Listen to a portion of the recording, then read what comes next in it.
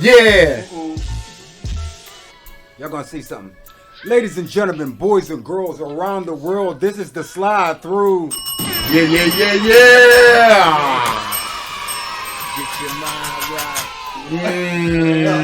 Get it there. Yeah, that's to a the fact. right of me, I have the homie Paco Emana Loco. Yeah. No doubt. Come up, respect.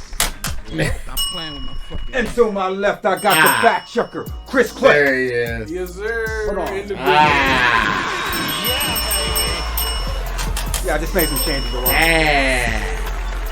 Put it on. Woo! And for our fourth spiritual member, my man PA Connect, Marcus Wood. Yeah.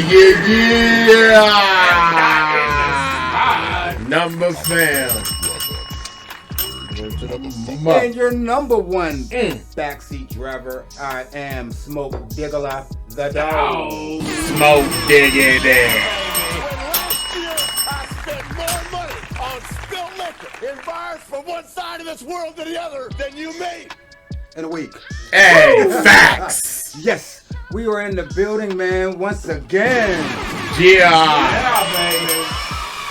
Got that.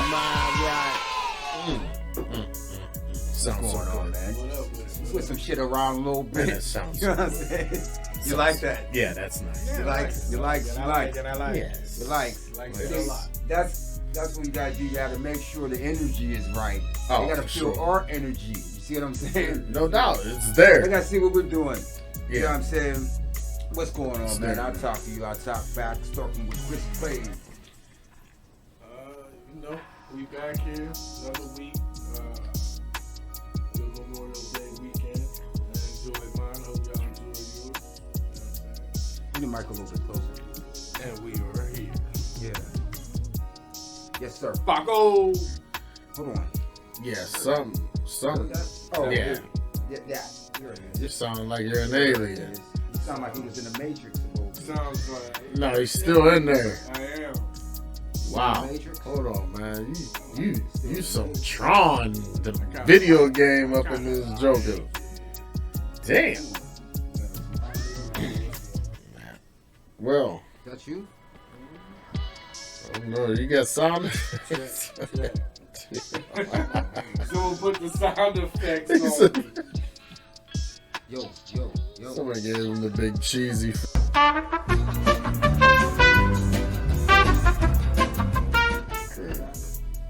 Hey, man. And we're back. Woo! No technical difficulties. You know what I'm saying? Nothing smoky. Nothing. It's not a joke. I can't fix. In the building, you can't leave. Huh? We can do it in the mix. What's going on, man? Where was we at? You know what I mean? I was on Weekend. We is on you, the clip. Yeah. Paco. Well, you know, I'm glad to be here another weekend. Like I said, hey man, I'm blessed. I'm glad to be with the family again here. You know Of what I course he mean? is. So, Because he won't tell us his secret job. Because it's here Tommy. we go. You know what I mean? Hey, Chris, I'm going to put it. I'm gonna She put it came together. with the designers on. There's two people we already know. I know what he does. There's two people that he fucks with heavy. His two favorite rappers. So low key, he probably does security on the weekends for Tekashi 6ix9ine or Future. Yo, you Definitely tripping? Definitely. Definitely. No, not at all. Not at all. Yeah, taking shots. Shots fired. Man down. Yeah. And as you can Never tell, that. They pay them well. Yeah, Oh, he there come you with go. the designers. He come through stunting You know with the what I mean? new, Nah. the Like new the glasses. big dog Yeah. he is. You know what I'm saying? Hey, when you feel like money, you feel like money. What can I say? Hey! Well, hey, Hey, I didn't say people, hey, he did. Hey. Shout out to 6ix9ine, paying Paco very well out there Oh, on the he's road. simple. Hey man, Future. You know what I'm saying? Hey, conspiracies. Mm. That's all, people. Don't believe it. Conspiracies. That's what we got here. What about you, Smokey? How was you? Oh man. Shit. Anything exciting? Yeah. I know we have something. I figured some shit out about me, man. Uh-oh. It ain't even no like, matter of fact, let me go ahead and take a Yeah. Hey. Okay. Hey. Okay. But nah, I found out I don't have no type of OCD or shit like that. But I'm particular. You see what I'm saying? Like I have shit that plays out in my head. If it don't play out the right way, it fucks it all. Right. Okay. Video. Okay. You know what I'm saying? Put out some video clips. You know what I'm saying? Shout out to our video clips. No doubt. Get your mind right. But a lot of people enjoyed those shit, right? I hated it. You know why? That was missing. I seen a little piece of green or something in the corner. Couldn't watch it. Because I'm the type of person, I look for mistakes. I can't, you know what I'm saying? You know what I'm saying? I'm looking how to make it better, not. You're your worst critic. Yeah. Yeah.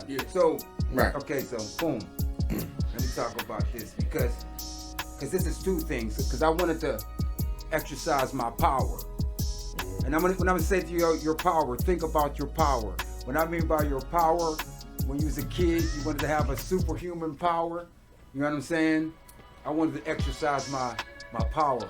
Okay, this is two things. Okay, because this is gonna end up being funny, but this is serious. So, and I don't know, it's a problem with me. Okay, so I have my family over, right? You know what I'm saying? Everything's pretty much done. Just waiting for my daughter.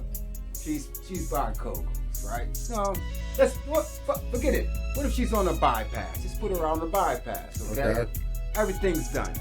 All right. Now, I don't like when I don't like when people if food is being made and shit. I don't like people to pitch and shit. Let's wait till it's done. Wait till everything is done, and you'll probably find out that you're not that hungry. You know what I'm saying? So my brother. Oh man. You know what I'm saying? Everything's done. He wants one chicken wing, right? I say no. He gets the chicken wing. I can't beat him up. He gets it. I go ape shit though. And he goes, "This is, it's one chicken wing." And I'm saying, yeah, it's one chicken wing. What the fuck is that one chicken wing gonna do for you? He said, I'm hungry. Yes! What is one motherfucking chicken wing gonna do for you? You just can't fucking wait, you animal. Come on, bro. Wow. You did. Come You on. went in on them. That's I mean, I like to dabble. No, I'm one of the guys, like, especially if I'm cooking or whatever. Yeah. but I'm let's gonna go- take one wing, even though I know it ain't really gonna do me no justice, but it let's but go see, in my it head. satisfies See, at that moment. I'm like Smokey. If I'm cooking and I'm I mean, but I can wait. Hey, I want everybody to wait. I don't care if I'm dibbling, dabbling. I'm the one doing it. Yeah. But you know what I mean? I know people be hungry, so I'll throw people. a No, bone the thing is, if they're here while I'm Chris, everything was done. Okay. When they come in, it's time to go. everything is done. Mom's So is you're just, saying a matter of 2 minutes. Mom's is just heating like the little sweet potatoes that she made everything's done in the oven. I'm in the game. I'm ahead of the game. You know what I'm saying? Right. But in my mind, we're gonna bless this food. You know what I'm saying? That's what's going on in my mind. You taking that fucking piece of chicken is fucking my shit. You see what I'm saying? And you don't know it.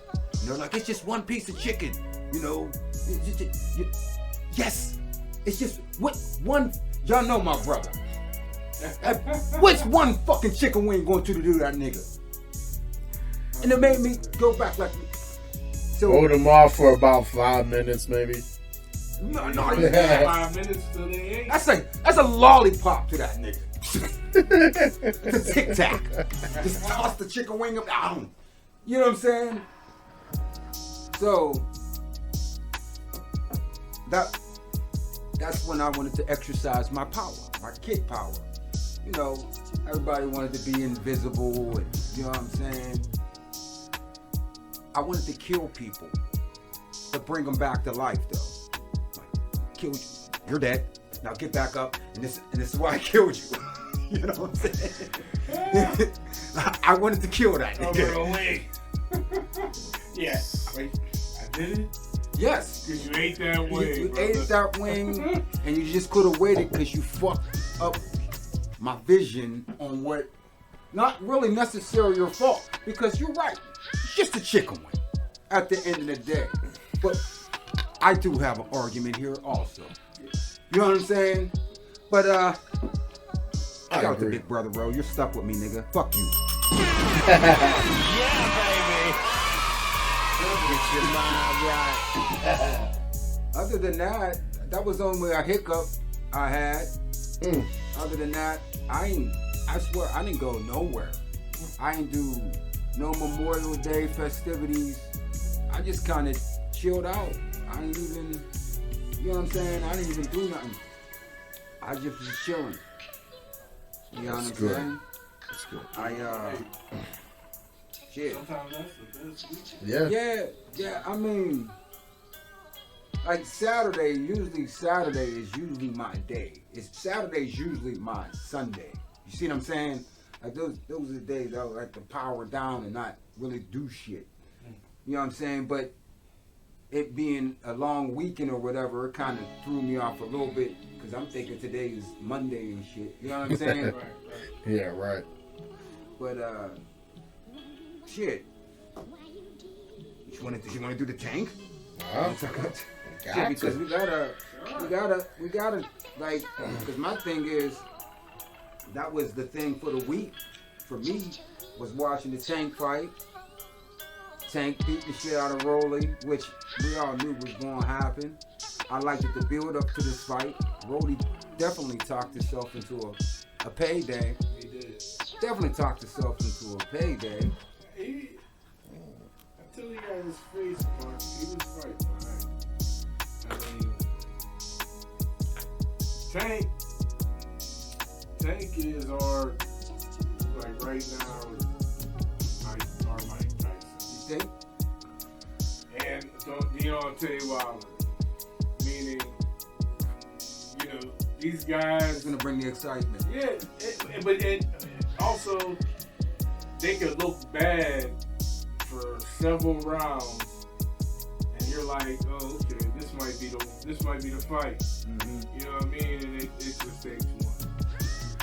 And that's like it's very not rare in boxing, but he's rare to even powerful boxers. Mm-hmm. You dig what I'm saying? That's why I say Mike Tyson, Deontay Wilder, them type of guys that at any second, half a second in You the get fight, knocked the fuck out.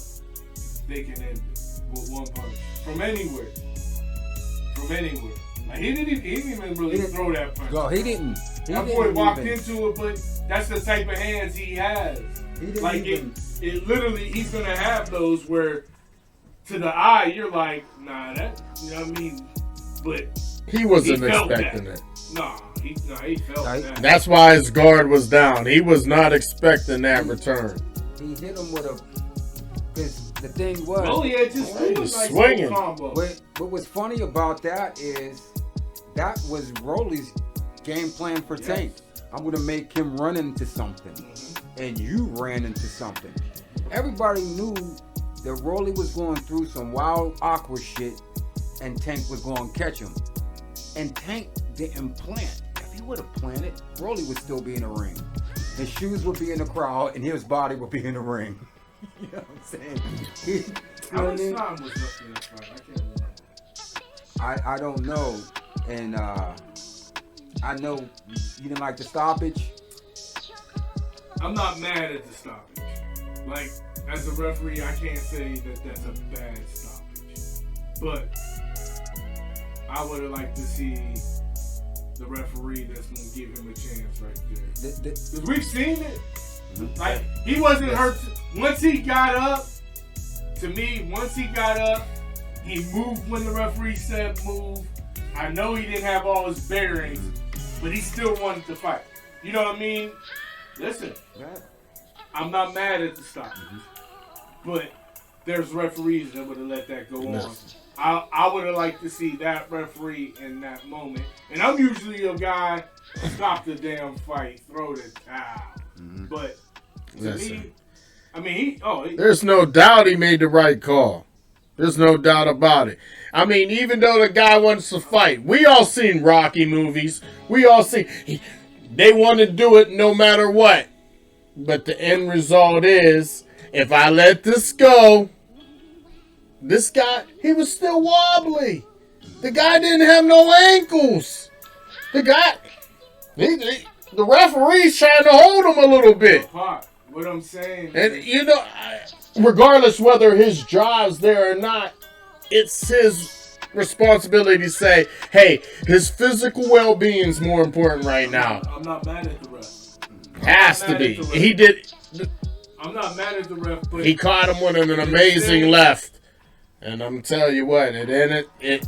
That's what ended it. the same way you're talking about it, though, there have been guys that got up off the campus in worse shape, end up winning the fight, or end up knocking that guy out.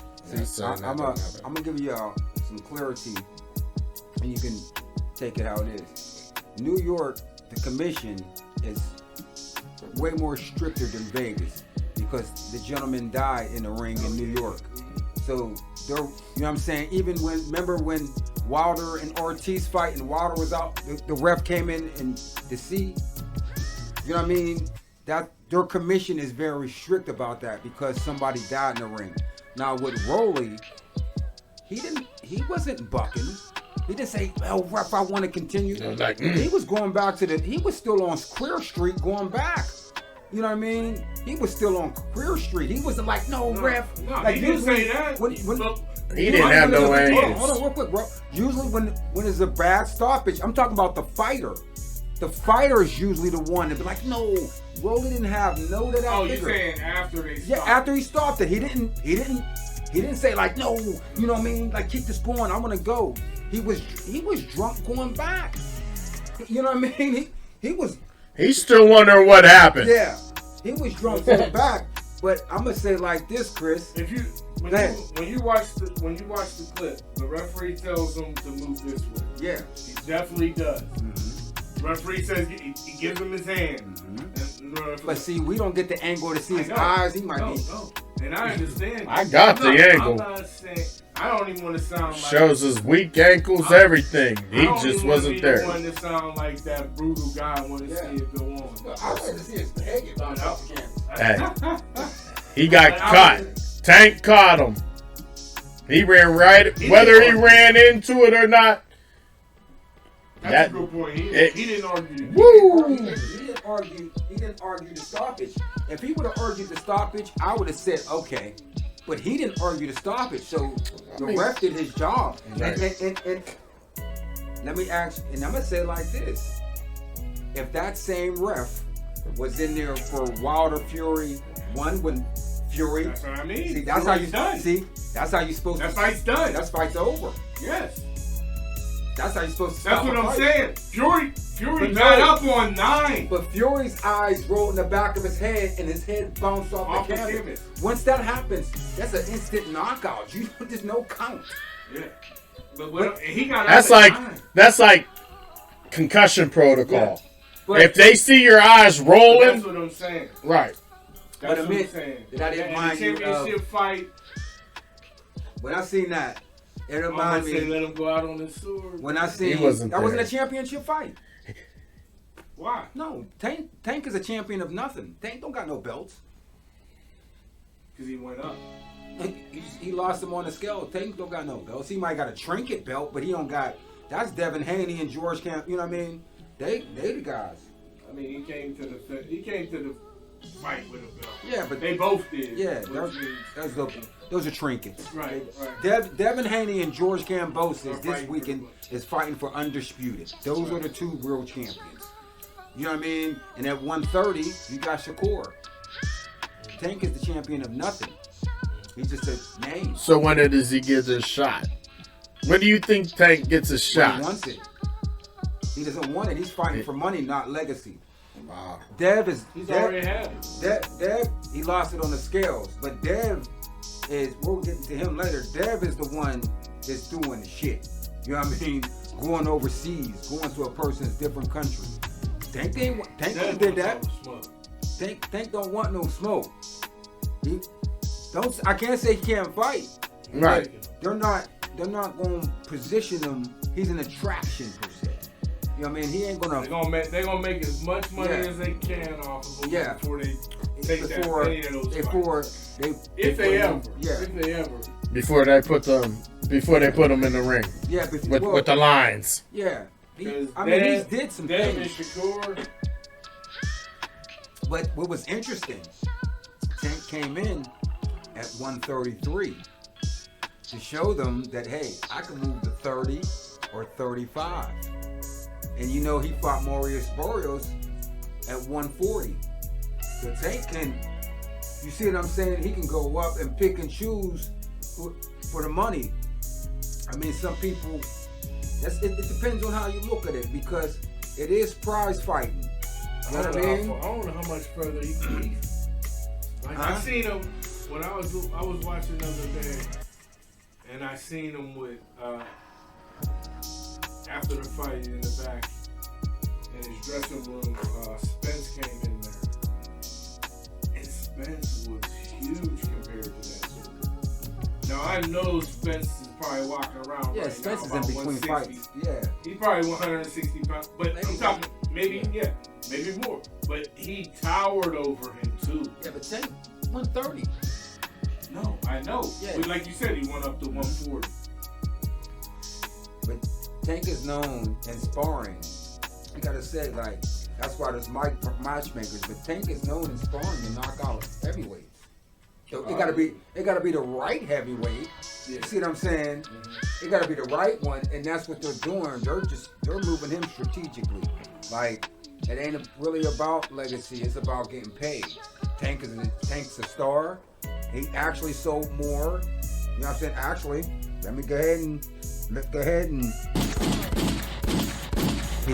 he sold more than Canelo as far as pay-per-views and Gates. So Tank is the #1 draw in boxing.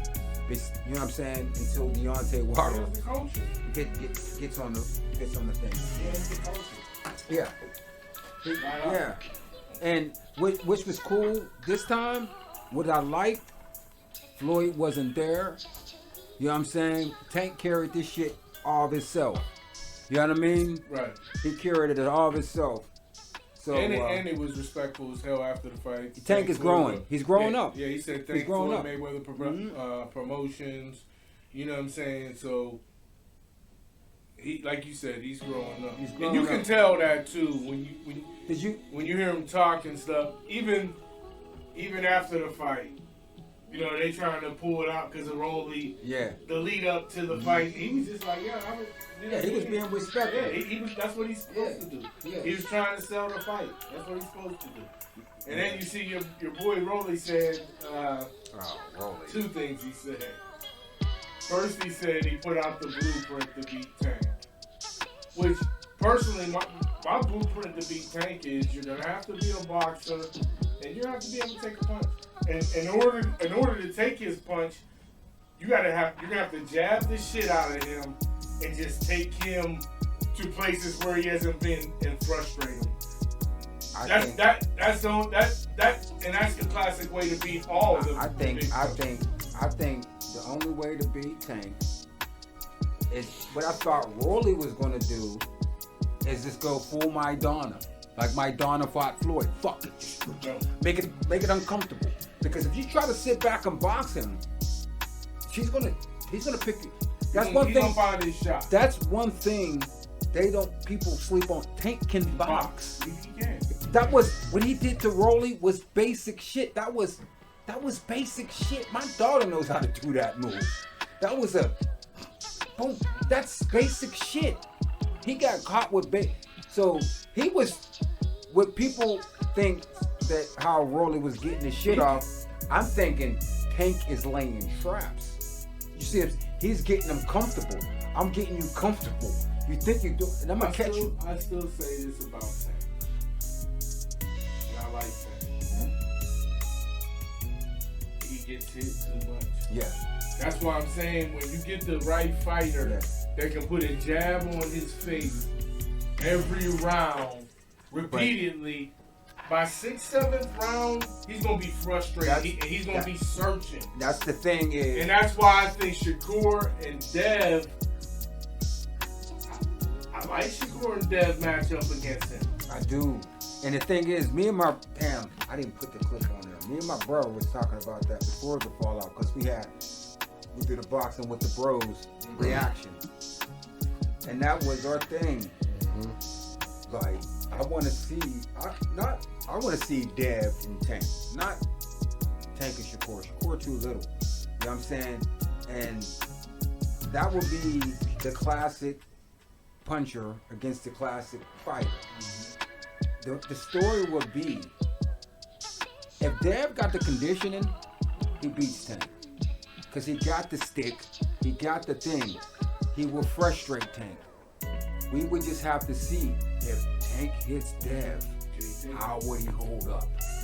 If he can hold up, if he can hold the phone like Isaac Cruz was doing to the Tank, just remember to hold the phone. That's what they call it, hold the phone. If he can remember to hold the phone when Tank throws that uppercut, if he got that, which I think Dev does got, it'll be a long night for Tank. But Dev ain't got an easy fight this weekend. He does.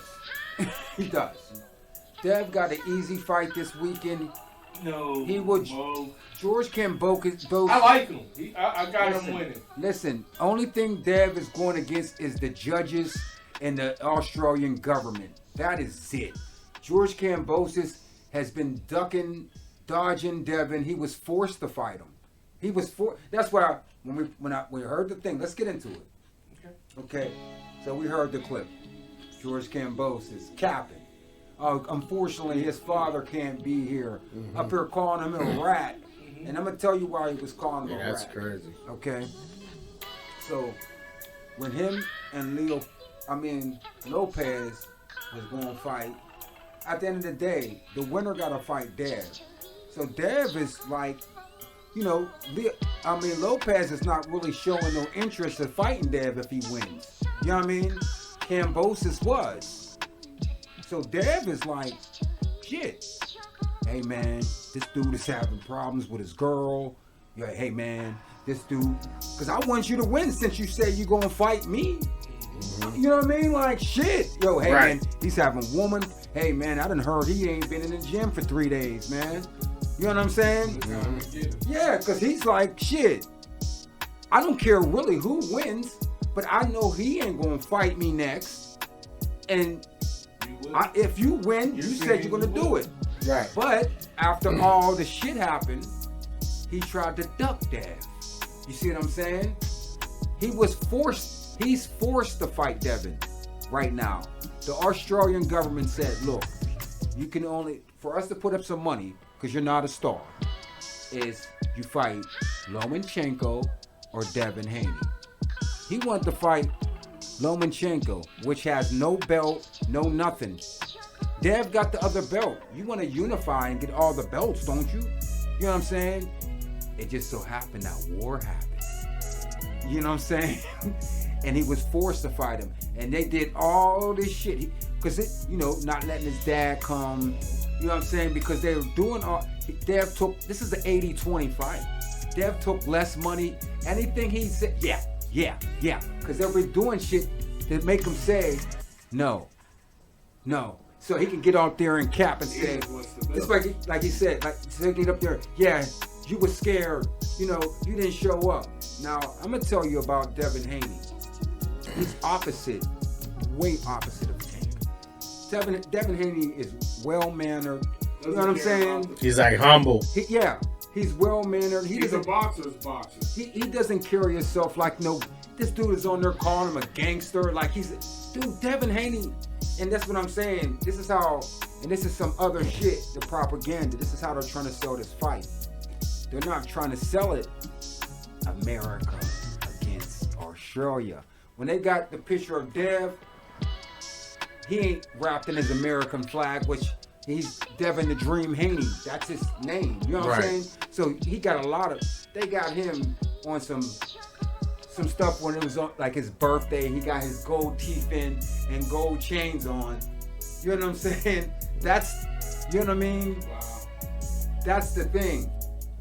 So it's all stacked against them.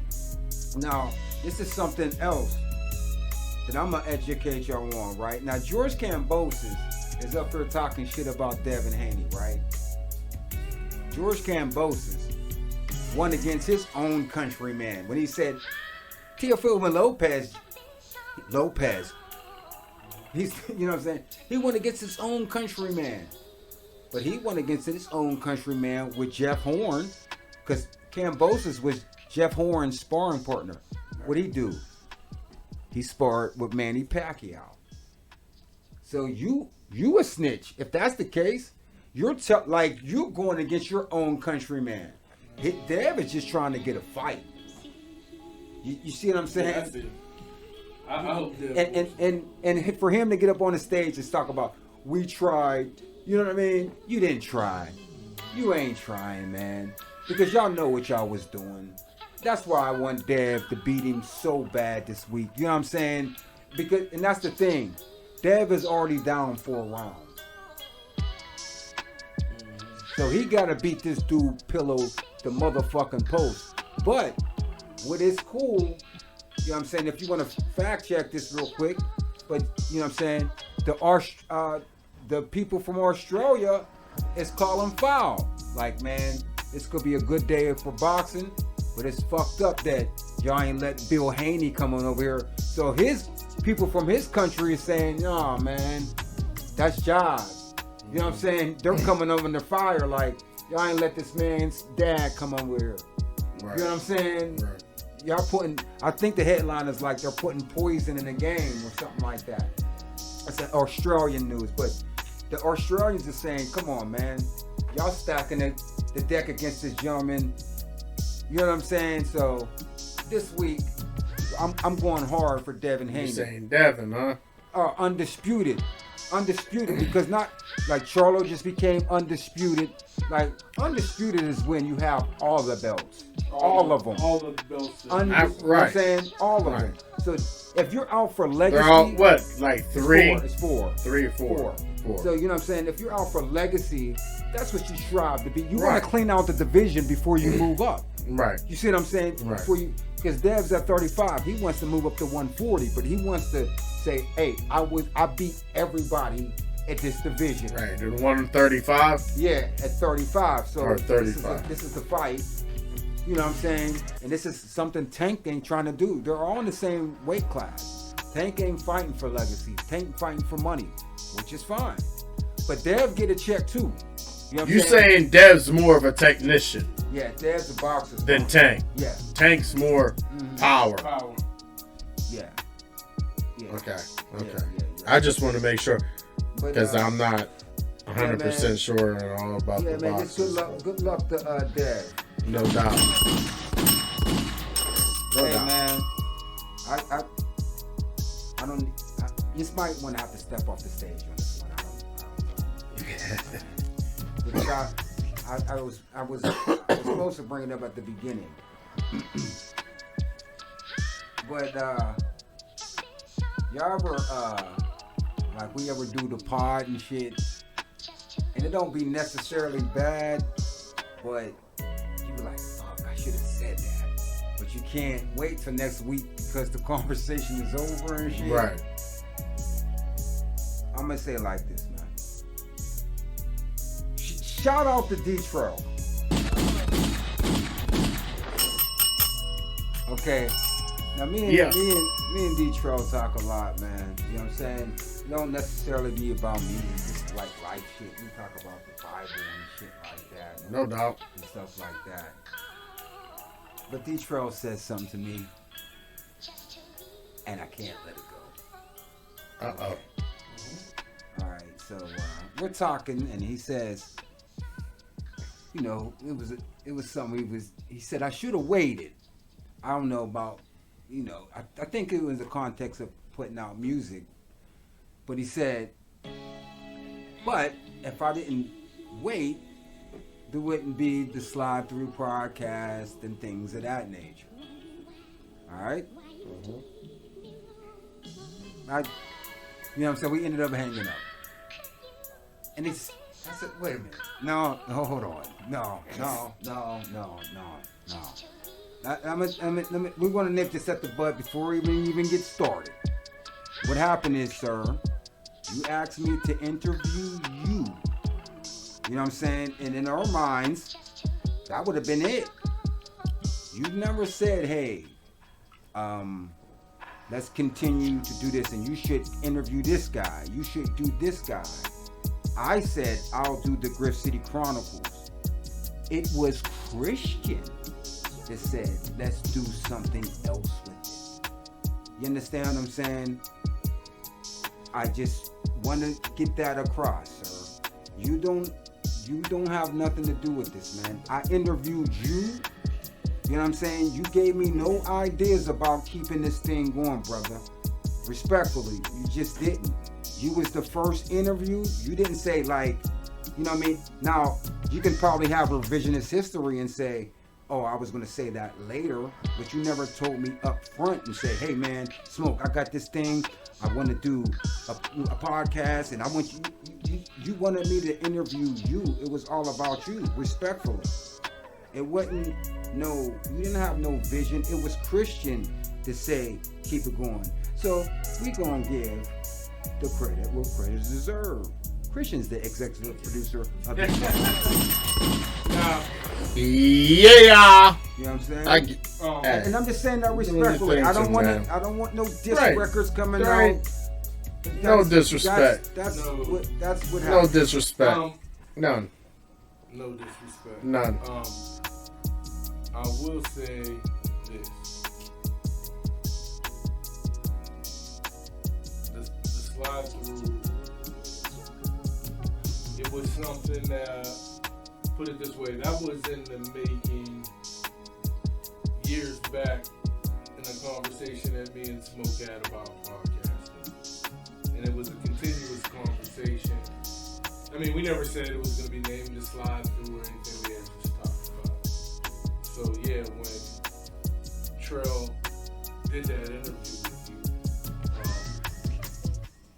no, the interview was completely his idea. Yes. Completely his idea. And what I'm saying is, when I came in and did mine, you know what I'm saying, that's when we spoke afterwards about, doing something. And Paco came through for yours because he could fill in some blanks, and he wrote out ever since because he can. Yes. Thank you. So, I'll give him credit for bringing us together in that moment with him by starting the process with his interview and the music that he made, and the Griff City Chronicles coming off of that. And here we are now. Yeah. But, you know what I'm saying? But that's my guy, though. I just wanted to get that off. Hey, shout out to Trell. Shout out to Trell. No doubt. Shout out to our cousin group, What Music. It's probably more music friendly than ours. Ours is more topical. Right. Ours is more music related. So if you got some music, man, go check out Hood Music. Go check out that Hood Music. Yes. Man. Hey, man, I need you to, speaking of music, I need you to go to the, because I don't have it on my phone. When you get a second, look up that I Shine and Calico Skids song. This is some legendary shit right here. You know what I mean? And it's some. I'm gonna give you some backstory when y'all bring it up. That was in the group, right? Yeah. I Shine and Calico Skins. I think it's a freestyle or something like that.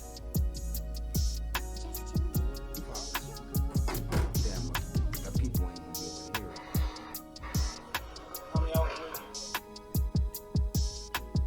Yeah, man. I ain't even doing it no justice. This one? Nah, that's a beat. He posted it, didn't he? Yeah. Because I wanna, like, my thing is, like, I thought I had it. Skiz Bucks. Yeah, there it is. Skiz Bucks. This one. Yeah. See if you can put it up to your mic, man, and play it.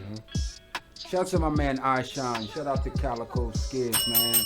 You know what I'm saying? This is some legendary shit. Hopefully I'll get the audio right. Yeah, put it close to your mic. Calico Skiz. Let's go. 15068. Yeah. 150. Yo, if they bougie, then I curb them bitches. Cause I usually leave the blue balls like virgin kisses.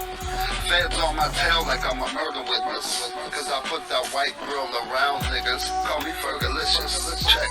I burn down anything that I'm on. Young old nigga taking over the league like Zion. My eyes on the prize. My eyes on the guys. If I feel you acting funny, then this nine gon' rise like the phoenix.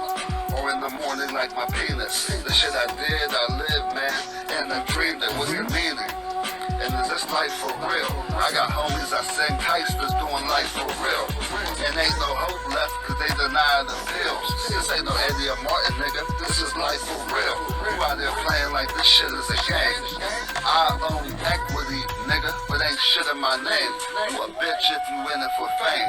See, you worried about drip, but it don't mean shit if you lame. See, I learned from my old head, he was giving me game. He said separate the two, don't mix your business with fame. So you spent all your dough getting a chain.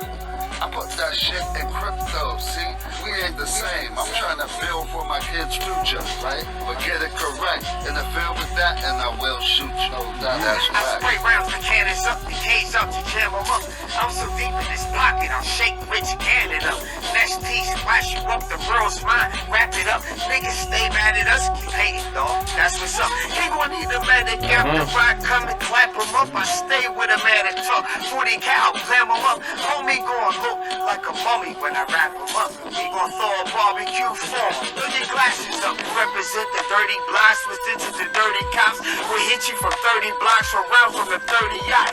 My shells doing their thing. up at you till you breathe and stop. You'll be on the ground, frozen stiff like a freezy pop. I'm that greasy dog, I can make policemen stop. Better hope a doctor in the house to make the bleed stop. One clip, sweep the block. One shot, bam. Now your sneakers on. Forensics on the scene, now police involved. Shout out. Let me give you some backstory on that.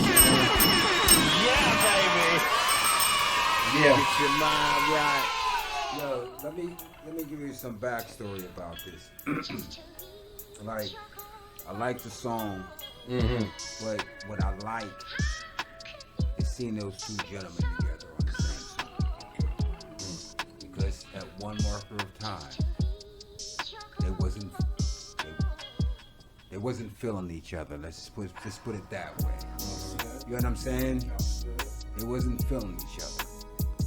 So for me to see them on the same song, 5 mics.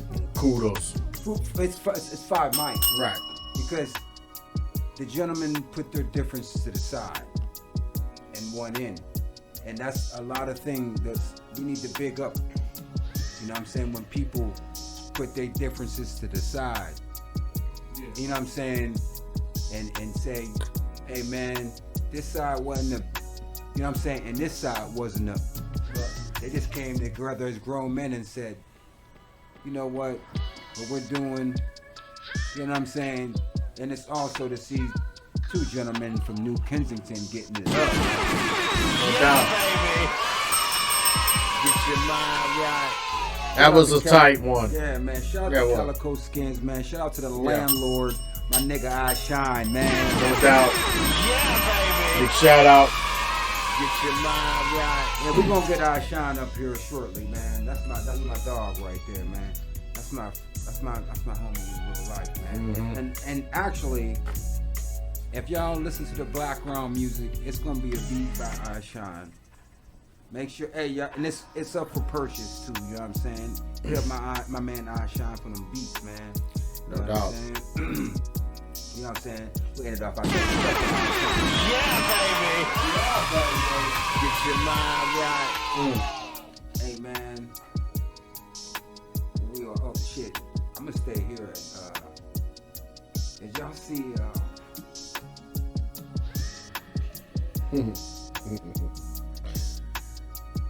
I didn't think it was real. I heard it on the show. And shit. Did y'all see Winnie the Pooh? Right? Winnie the Pooh is a horror movie now. It's called Winnie the Pooh, Blood and Honey. Okay. Right. So, apparently, from what I heard, but then I read.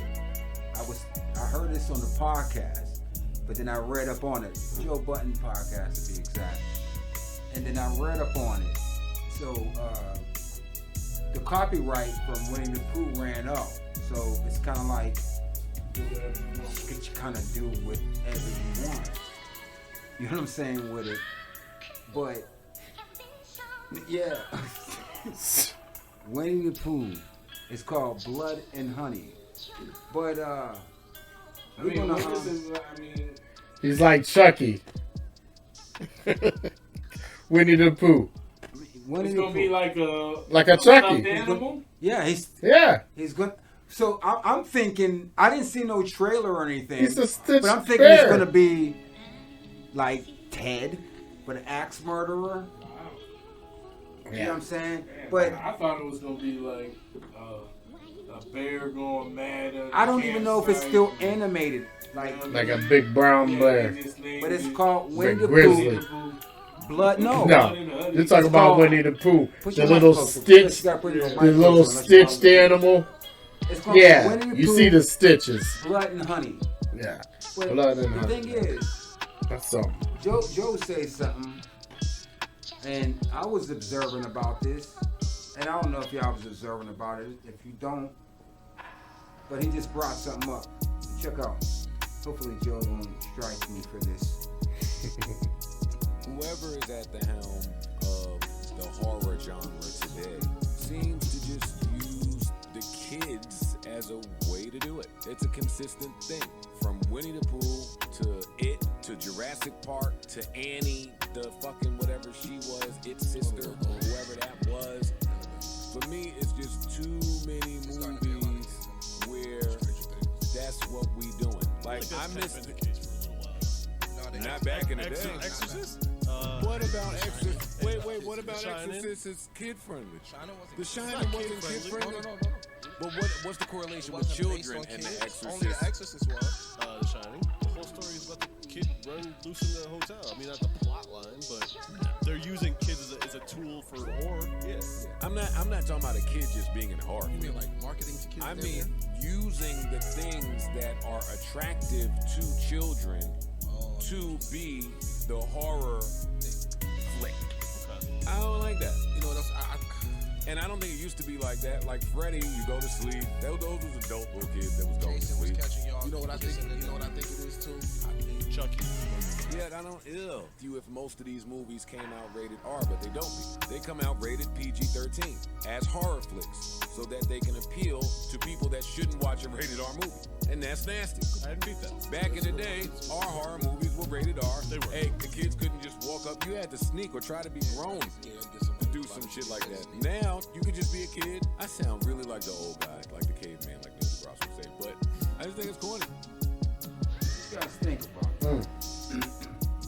Because I looked at certain things. I said, you know what I mean? When we had our horror, the thing was, when we had our shit, we did have to sneak in. They're lowering it down. Like, I think Saw was PG-13. I don't know.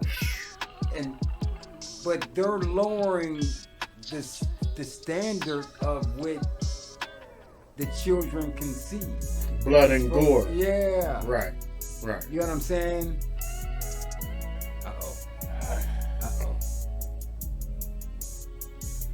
I think it's much to do about nothing. I don't see the big deal. I mean, like you said, we used to have to sneak in to see them, but when we really sneaking in was they really trying to stop us from going to see those movies. I was getting stopped. Oh, yeah. I got stopped seeing Jaws Oh, man. at the cinema 1, 2, 3. Yeah. Jaws 3. When Jaws 3 was in 3D. ID. That guy out there with the little suit, though, he was kind of, you know what I mean? He was too serious. But let's just talk his about job. it though. But okay, so horror movies. Mm-hmm. So if we're talking a Chucky, It, what are we worried about with the kids? Just seeing Gore and murder? guts. Yeah. Gore and guts. Yes. You're putting it in their mind at a young age. At things that's supposed to be attractive to kids is what he was saying. Like clowns. You're at the corner, That's not carnival, for you. clowns. It's Winnie the Pooh for You're you, using dog. clowns. You're using Winnie the Pooh. What's the leprechaun? They even used the killer leprechaun. What's gonna be the next? Killer unicorn? Let me ask you something. Hey, killer unicorn. He might be already out there. I don't know. Barney. Let me ask you something. Barney the killer. You have a son that's what, 11? Oh, they watch all that crap. Okay, now. Because it's on there. It's normal. It's regular. Do you really have a problem with it? To be honest. Listen, to I'm be asking, honest, I'm asking. it's on the parent. You know what I'm saying? You could put the restriction on what you're seeing. No, okay. Or what your children are seeing. Do you stop him from watching? I haven't put no restriction. Okay. That's what I'm saying. But I'm saying, it's not really a big deal. but to his argument, what I'm saying is they do use big pointers from children. Like, what do children like? And we're making this the thriller. Okay, you don't see anything. The majority of advertisement goes to with kids. You don't see anything wrong with that. That's the thing. No, you don't see anything. No. There's another big one. You see with certain things, but with the horror movies, My son downloaded this Teddy app, and it's an app on the phone, and it's Killer Bear. It's a little teddy bear, and he runs around killing, and you gotta, it's crazy. I was like, what, yo. I'll say like this. I think that's fucking spooky. Yeah, Because it first is. of all, we all know it's called program. Your TV program. A program teaches you something. Okay, so if these children like that, it's just like when certain things, like I can tell you what happened. I always told people this story. What happened to me, 6th grade. You know what I mean? I knew my dad smoked weed. I knew there wasn't cigarettes what he was smoking. I just didn't know where it was. 6th grade, their project, Edgewood Elementary School. They come up with this attaché case showing us all the drugs and what it does. They get the weed and say, this is weed. You don't want to do it. But it makes you laugh. It says you don't want to do it. You know what I'm saying? It makes you hungry. Don't you dare do this weed. And that's what I'm trying to say when it happens. These children wouldn't probably be as violent if they wouldn't see shit like that. We probably wouldn't see a lot of school shootings if it wasn't stuff like that. You know what I mean?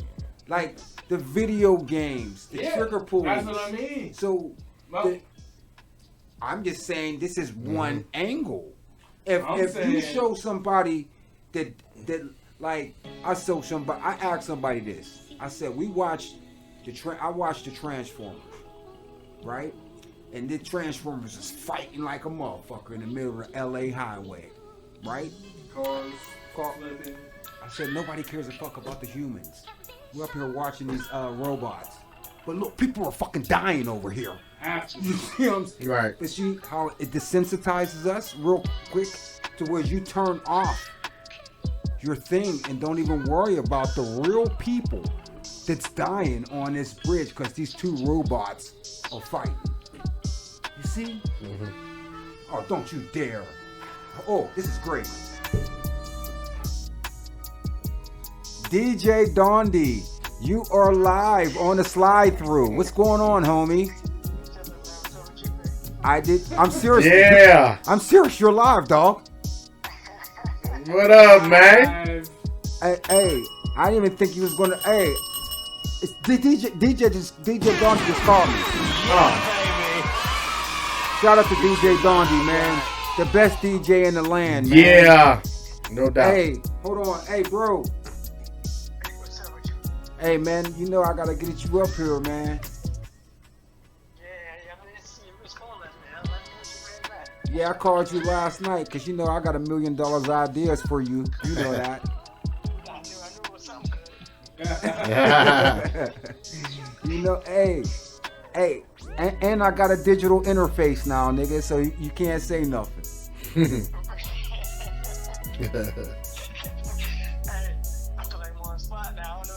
No, you ain't on the spot. You just the homeboy, man. Hey. Yeah, for sure. Hey, you spinning it anywhere this weekend?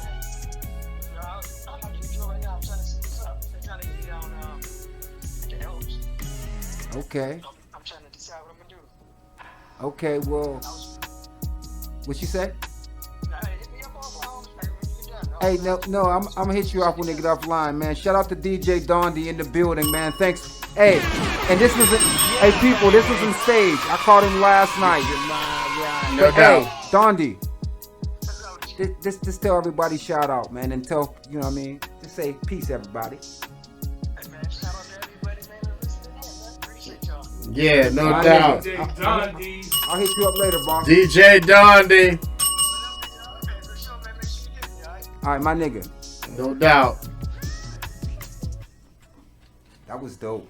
Right on time, huh? That was dope. You know what I'm saying? Like that's my guy right there. No doubt. Yeah, but getting back to it, you know what I'm saying? Damn, didn't expect that. But go ahead. This is my I'm not into horror movies. Me neither. You know what I mean? Back in the day, I watched Jason, Freddy Krueger, because that's what we did as kids. That's what we did. You know what I mean? It's just me. I'm not going to watch Chucky and be scared of a fucking baby doll when I walk in the dark room. I'm saying this right now. I'm Gary Anderson. Motherfucking Chucky all the way down the street for sure. I'm gonna kick this shit out of Chucky. Y'all crazy. Same thing with Winnie the fucking Pooh.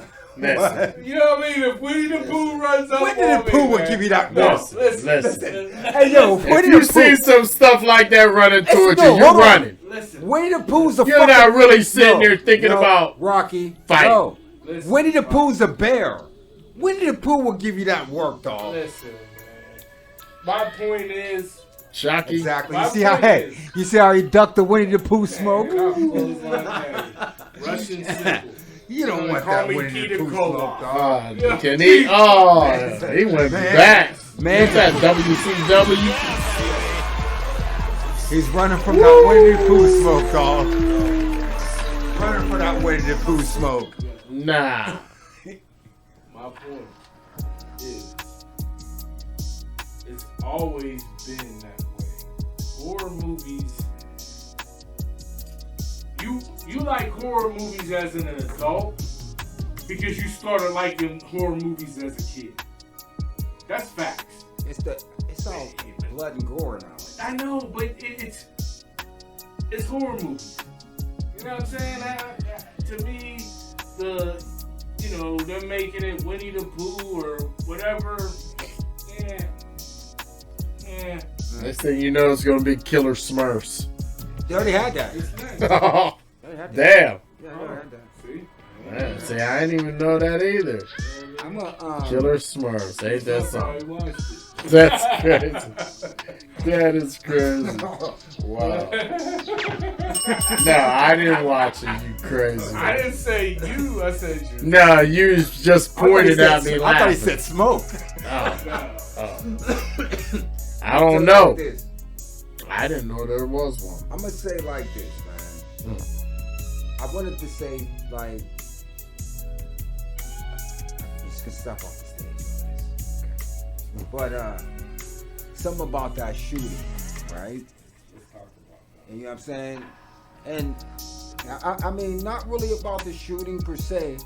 I just want to because I'm going to say shout out to 7A Sports.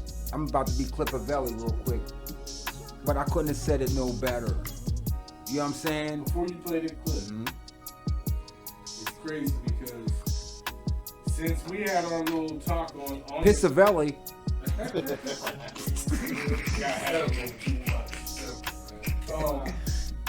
Damn, I didn't even notice this guy got the new chair. Look, I'm telling you, he's getting pale. Come on, man. Nigga getting rich over here. What the hell? Nigga getting rich. But anyways, so ever since we had that conversation, it's been 2 mass shootings. I told you, did I say it's going to be more?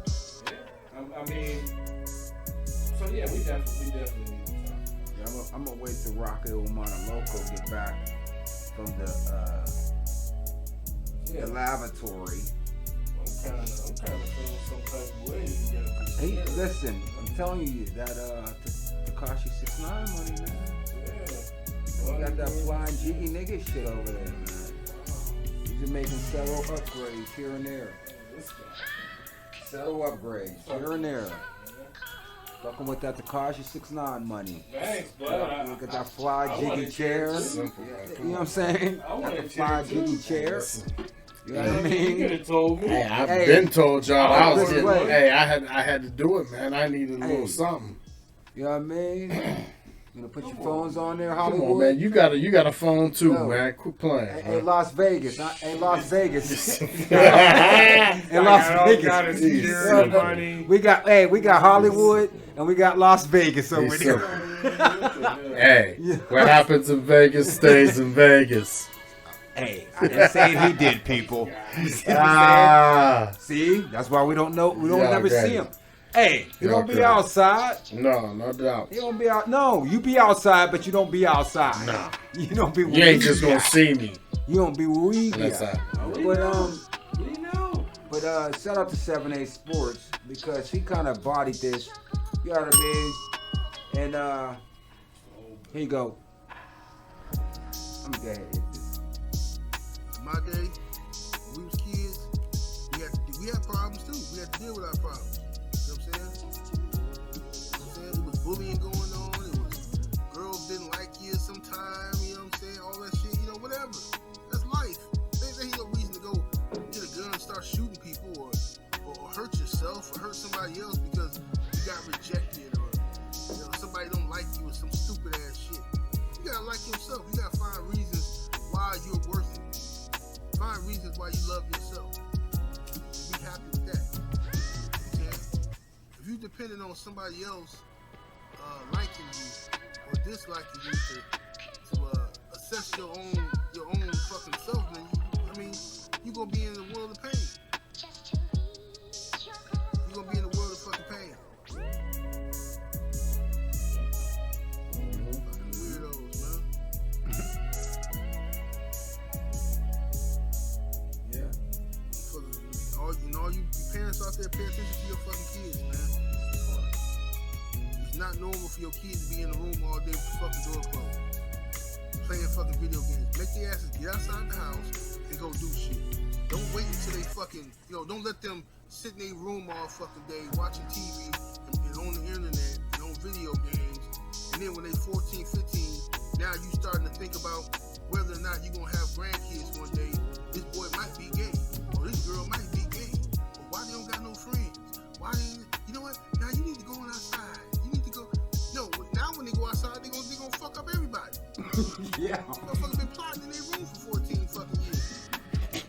Send the asses outside early. Let them meet people. That's all. That's all. That's all. To me, that's all. Man, y'all like you. That's all. Go ahead, Chris. Let's just say something.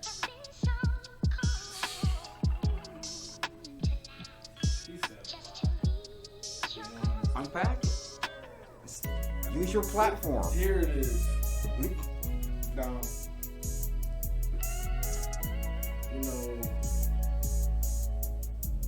I feel them with the, we all have our problems. Shouldn't be a reason for you to go kill people because you're having problems. Shouldn't be a reason for you to I know mental health is brutal, you know what I mean? But it's almost, like I said, you don't want to see no one hurt themselves, but when you take it to where you're killing bunches and bunches of people for, a reason, all these guys have the same story where they were bullied or whatever. Yeah, hopefully you get some help before it gets to that. Now, the whole, you can't keep your kids inside playing games. I agree. Get your kids outside, tell them to get outside and do something. You know what I mean? But he lost me with the, you're wondering if your kid's gay, if you're going to have grandkids because they've been in the room all the time since they was... I'm landing on that. See that shit? No, because it works the same way. If your child is in the room all day and you don't even know what's going on, they step out that bedroom, they can be a killer. I look at it like spend time with your children, get to know them. You see what I'm saying? I can see it that way. Maybe saying. Get to know them. Don't have them in the room, and then all of a sudden, now they bust out the room. They're an axe murderer. And I could see what I'm saying? Taken out of context. That's what I'm saying, because it could be. I don't. You know what I mean? Get your kids out. Yeah. So you know that. I think he was throwing ketchup on it. You don't know. Yeah, you don't know that about him because he's been in this room all day, exactly. Every day. So now, when he came out of the room, you don't know who he is. Yeah. Okay. That comes from spending no time with them at all. Yeah, that's what it was. Because you don't even know them. If you just basically, it's just like no, you live under the same roof, but you don't know them. Like now today, like you see children, boom, give them the phone, they're gelling out. You know what I mean? Then it turns into a pad, but they're in their room. You're cool because they ain't crying. But they're in there looking up stuff that you don't even know. That you would think they didn't even know. I know my son does. And I said that before. These kids have access to everything. They know more than what we knew at their age. Oh, absolutely. Because they have got access they to have it all. access to everything. So there's nothing you can tell them that they can't research themselves right now. Yeah, because you know what I mean. You can say, oh, this and that and the third, or this is gonna happen, and that's not true, Dad. Yeah. You know what I mean? No, that's not how it works. You know what I mean? Or Dad. You forgot to tell me this. They know right now, like it's still that it's crazy that we still dumb them down. Meaning, you know what I mean? Like you just said, you hand them the phone and they're looking through their shit all day, every day. Now, Christmas time, you don't think they're looking at all the Santa Claus? Oh, the for sure. So they know early. Oh yeah. They know early. I mean, shit, we knew early. Without that, so the type of shit they know now, technology, the shit they see. I won't say his name, but it rhymes with Black Rinkins. And Chris, you know that guy. How we used to watch the little dirty movies and yeah. Look at the technology then. Yes. and look at it now. Yes. You know what I'm saying? Hey, you know what I'm saying? hey, back then, It's crazy. back then, Right. you're sneaking a VHS Yeah, out bro, of the it's, crib. it's right. Mm-hmm. You know what I It's mean? right on here now. Yeah. Right. It's they like It went. Check it out, Smoke. It went from that. It went from magazines. oh yeah. Then to the VHS. Right. Where, you know what I'm saying? Then to where, you know, you got the Cinemax, Those DVDs. Showtime, and now it progressed. The progression was now you can go on your cable and pay $5 for the porno. Now, Pay-per-views, yeah. Now Hey, that's You got motherfucker this. in his phone You like can go this. right there, free. Hey, Boom. 8 years old in his phone Free. like Boom. titties. Free. Look, right in the Google search. Yeah. Titties. Yeah. You know what I'm saying? And it's gonna pull up. Pop. All of it. The titties are gonna pull Oh, up. yeah. You know what I mean? Whatever you put No in problem. that motherfucker, it's gonna pull up. So It is what it is. it is Yeah. definitely a change It is. in the It's rough. times. But these cats out here killing people, man.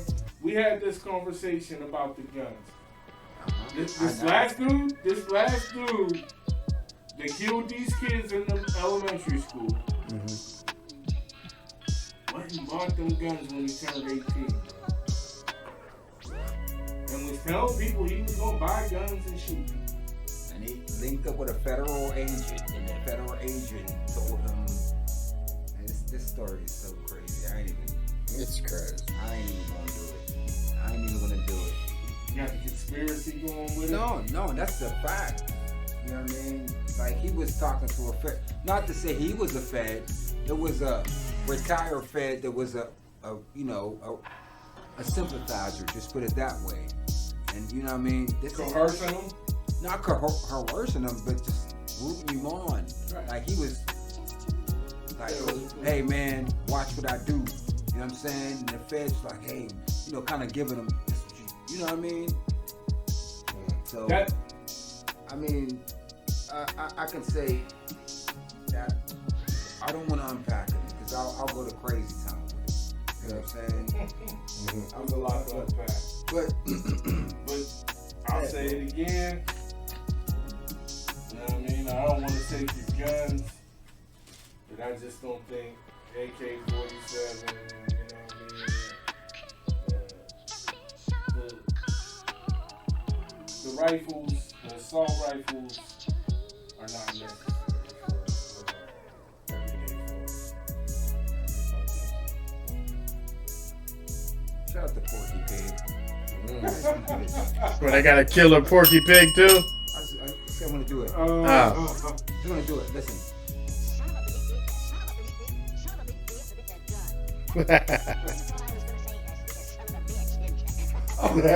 Wow, good one. You know what I'm saying? Yeah.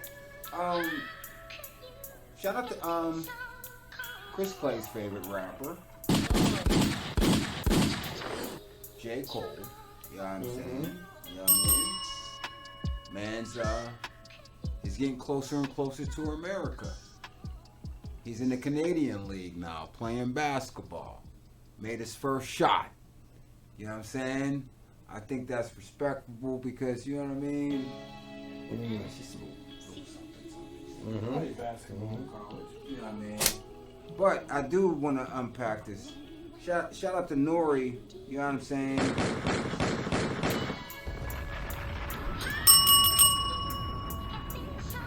Nori made a statement this week by saying that rappers need to talk to more rapper podcast types. You don't need to go to Ellen. You don't need to go to Oprah. You should talk to us. Mm-hmm. You know what I'm saying? And he got some semi-heat because at that time, Cardi B was on David Letterman. You know what I mean? She did something with him. But, you know, to throw her some bail, she was on the Joe Budden podcast before. You know what I'm saying? But now that you're up there, you don't want to. Yeah, but it wasn't directed at Cardi. People took it that way, and I want to ask y'all that. I'll start this off since it's my shit. I want to see. I would rather see rappers talk to rappers. You understand what I'm saying? Now, I understand that if you talk to certain people, they can put you in certain rooms. But I don't think that David Letterman, Mobb Deep. I think that certain people are supposed to respectfully just stay where you're at. You know what I mean? Just stay where you at. Once you know what I mean? But let me just get my original point. I think I would rather see rappers talk to rappers. Just like I like to see boxers talk to boxers because you actually did it. You know what I mean? Because you did it before. Nori or all these rappers that are starting podcasts, they know what the actual artist is going through. You understand what I'm saying? Because they've actually did it.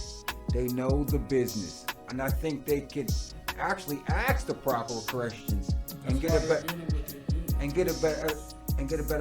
Good. I mean, it's always good to see that, but maybe saying they should do more, I don't necessarily think that they shouldn't do the other ones. You know what I mean? I think, yes, respectfully, that's giving back to your culture. Now, you building your brand also, cool. You know what I mean? But I think that's almost your duty to give back to the culture whenever, if you're an up-and-coming hip-hop artist or even a hip-hop artist from back in the day, you know what I'm saying, come back and show these guys love that are doing it. You know what I mean? And you know it's going to be a good interview because they know what you've been through, know what you're going through. They've been in the same lane. They've dealt with some of the same people. So that's dope to do that. So, but I think it should be do more, but not do the other ones too. I say still do the other ones. You build your brand and you build your brand. But you gotta. I think doing those interviews is giving back to the culture. Because those is gonna be different interviews. Mm-hmm. If you sit down with David Letterman is not gonna give you the same interview as Nori. Right. But he's gonna give you something that you're gonna be like, damn, I didn't ever see that side of a Cardi B. You dig what I mean? Because he's not making it about Cardi. He's not. Right. No, it's because everybody thought he was talking about Cardi. Exactly, and I'm just saying that because we said her name because she did something with him. Yeah. And I'm saying what we get from that interview isn't the same as we're gonna get from the movie. Right.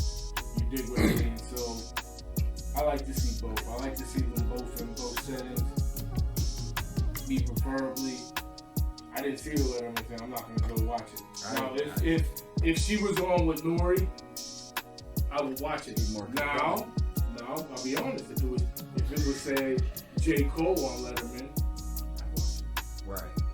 You know what I mean? So you're saying depending on the artist. Yeah. Now, but what I'm saying is, if I want to see, if they say Cardi B did Nori, I would watch it. And I don't want to see Cardi B on Letterman. It just doesn't. I'd rather see her in that atmosphere with Nori asking the questions. Yeah, well, me, I think that they should give people of their own, like you said, a football talking to a football player. You know what I mean? People that's been there, done that. You already got a platform. This is what you got to be thinking. All right, I'm already got my name out there. I'm there. I'm good. So it don't really matter who I do the videos or the interviews with. So Let me give it to the brothers in the hood or somebody coming from the same aspect or avenue or alley that I came from. Let me give him a shot to shine. Because all the people are going to want to listen to me. I'm cool. But let me help this brother out or this sister out or whatever. Let me help them out. Give them an interview. Give them some views. Get them up there. Maybe you set them up. My thing is, I mean, why not? I'm gonna give you something, right? I'm gonna give you an analogy. Now, shout out to Chris Clay and shout out to his new shit's coming out. Slide through music. You know what I'm saying? There it is. You know what I'm saying? There it is. Because I don't listen to local music like that. Just certain people I check for, but Christian beyond it. So I'm gonna give you this analogy. When you get your, you know what I'm saying? Say, all right, he takes somebody from Slide Through. First interview, Christian shit. Talk to you. You know what I'm saying? You know what I'm saying? He on, Christian got him on because Christian sees something in him. Pause. You know what I'm saying? So his first look was the Chris Clay show, right? Right. He blasts off to the stratosphere. All right? Mm-hmm. Can't come back down after you get that juice and do Chris Clay's shit. Right. So what I'm saying, once these artists, certain artists get there, they don't want to talk down here no more. And these are the people that talk to you first, that build you up. To help you get there. To help you get to the letterman. Right. You see what I'm saying? They help, like, you know, my thing is crawl, rock, and run. You see what I'm saying? When you was crawling, you was fucking with Chris Clay. Then you made it to Charlemagne. Now you running. Now you walking. Now you at Letterman. You running. Can't come back down. And he's still in his same space. You know what I mean? Right. He's still, you can't come down and throw him a little alley-oop. You see what I'm saying? Right. I think that's the thing. You know what I mean? We're missing a lot of that. I think that's the thing. It's like, yo, you was fucking with me on the come up, but once you got there, you can't come down and fuck with me no more. And now you're with Letterman that can't tell you anything about hip hop. Yeah, that's cute. You're doing a little funny spoof shit. Now, mind you, I didn't see it. You know what I'm saying? But that's usually what those are. Yeah. You know what I'm saying? But when you want to talk about music and shit and try to put you on, that's when you want to talk to me. And I don't think it's fair. That's what I'm saying. I feel like, and I think there's a lot of people like academics, Joe, Nori. I think that those should be. I would rather talk me. I'm not trying to project on y'all. Right. Me as a person, I would rather talk to them. That this is okay. I played clips from 7-8 Sports. I played clips. Deontay Wilder talks to them, and they are YouTubers. You see what I'm saying? Yeah. Because y'all gonna cut my shit up. Y'all gonna do some shit. I'm gonna talk to my. Let's keep it a buck, though. Let's keep it a buck. Deontay Wilder does that. But let's not talk about Wilder. Let's keep it on the conversation. Okay. I'm saying the conversation is parallel. Because Deontay Wilder does that. But he been on ESPN. He been on Fox. No, actually, he's digressed. I know. But what I'm saying is, that's what I'm saying. Let's not talk about Wilder because we're going to open up a different conversation. Well, listen, okay, we'll go back to Cardi B because she was. Because what Wilder is, he started off on Fox and all them, right? But once they started shitting on him and lying on them, he don't talk to nobody except people from the LDBC. ESPN has to quote people from YouTube to get a Wilder quote. He doesn't talk to them no more. That's when you stand tall on something, Rocky. You understand me? I got you. You know what I mean? Because these, I'm gonna talk to the real fans. I'm gonna talk to the people that really build me up. I'm gonna talk okay, as a fan, would you rather talk to the fan on the phone or see him in a platform? You said this dude is talking to me. You know what I mean? So I would say like this with those orders, like with Nori, you know, specifically, since they're talking to Nori. You see what I'm saying? And Nori's gonna bring it out. They're just gonna throw them softball questions. Even Africa Bambaataa, the so-called, I mean, they said, I don't know, the creator of hip hop or whatever, right? There was some things about him touching on kids, right? Where'd he go? When he could have went to a platform, man, clear the shit up. Talk to hip hop. Where'd he go? Fox News. You see what I'm saying? No, we don't want to hear from him. No, you got mega platforms. Talk to us. You see what I'm saying? I agree, and they should. And I'm not listen. Hold on, real quick, because I was just about to land, and I'm kind of agreeing with you, but keep a healthy balance. Yes. You can do both, yes. But once you get there, don't forget about down here. You understand what I'm saying? That's the only thing I'm saying. No, and that to me, that becomes who that artist is as a man, as a person. If they're gonna come back and do that, right? Because some get there and they just don't never look back, right? You know what I mean? Which that's to me, that's not the balance. The balance you should be trying to, you should be trying to balance it more. Put it that way. You should be definitely trying to give back to the culture and to the cats that have came up, Nori and them, that you know when you sit down and have that conversation, they're gonna ask you real questions, right, and stuff that we want to hear about. But I also know if it's say take it from this angle. If I'm managing this kid and he's coming up in the rap game, right?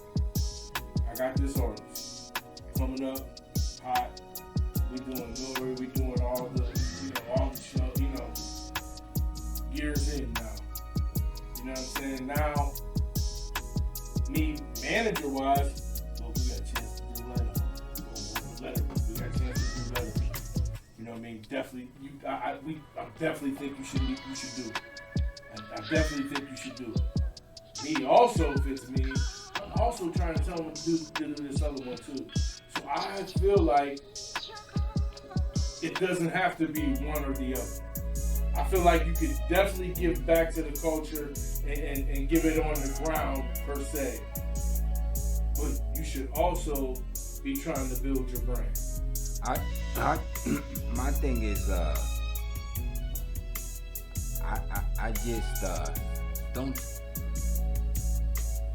It's your new artist analogy, right? Like I just don't. I don't respect people. Again, I have that tick I told you in particular. I don't like people to try to skip a process. You know what I'm saying? A lot of people try to skip the Lil Nas X, skip the process. Post Malone, skip the process. And what I mean by the process is you just came out. We didn't see you. We didn't see your growth. You understand what I'm saying? And that's a whole nother argument, though. It's not really arguments. It's a conversation. It's a whole nother conversation. Yeah, and it's just like a lot of these people it just come out, and they skip a process. Now, like I said, not to say about Cardi B, but I'm always like, that would be, it's like I said, it's a give and take. You wouldn't be where you're at. Not necessarily if it wasn't for me, but this was the process. You was willing to do all this to get here. Now you're here. It's like, well, fuck down here now. You see what I'm saying? Well, I would think that was the building. That was the foundation. If you look at it as a building, you know what I'm saying? I'm about to get into one of my Chuck analogies and shit. Chuck Jones and shit. But if you look at it as a building, that is the foundation at the bottom. The top, 9/11. But the foundation's always gonna be there. You see what I'm saying? Yeah. I do. Yeah.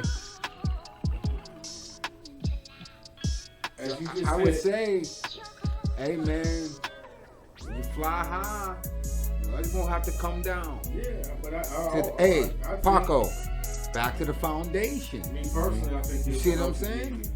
I think there's a healthy medium myself. I'm just gonna say that to me. No, there is, but I think that That comes down to the person. though. more. Listen, now, okay, now let's talk about Cardi B in this situation. Do you think that more people of her core base watch Nori or Letterman? Because now it's Cardi being used to get Letterman ratings. Because why the fuck would he talk to her? You see what I'm saying? They're using each other. If you're But- Letterman, but- you definitely but- want the but- hottest artist. Okay, how old is David Letterman? He's way old, but he Okay, ain't so even. who But he's from- not. From who? He's not even doing late night shows anymore. David Letterman's demographic literally listens to Cardi B. But that's what I'm saying, Smoke. He's trying to change his demographic. Okay, just so like she's being she is. used. She's using him too. She's trying to grow her platform. That's I'm gonna let smart. you land. Last word is yours. That's smart. Like I said, you can have a healthy medium. If you have a healthy medium, you're probably very successful. In order to have a healthy medium, you have to be successful. Because not everybody has that. Not everybody has the chance to do better. And that's facts. Now, I mean, this is a different conversation. The process has changed. There is no process no more because, like, there is no, when I say it like that, there is no more mixtapes. It's technology. Yeah, yeah. So No, you're not people still put out mixtapes. Smoke. Yes, they do. Smoke. Chris. Okay, let me ask they you put out something. mixtapes. So easy to No. email you or Who puts out mixtapes? Say- Everybody puts out mixtapes. Who though?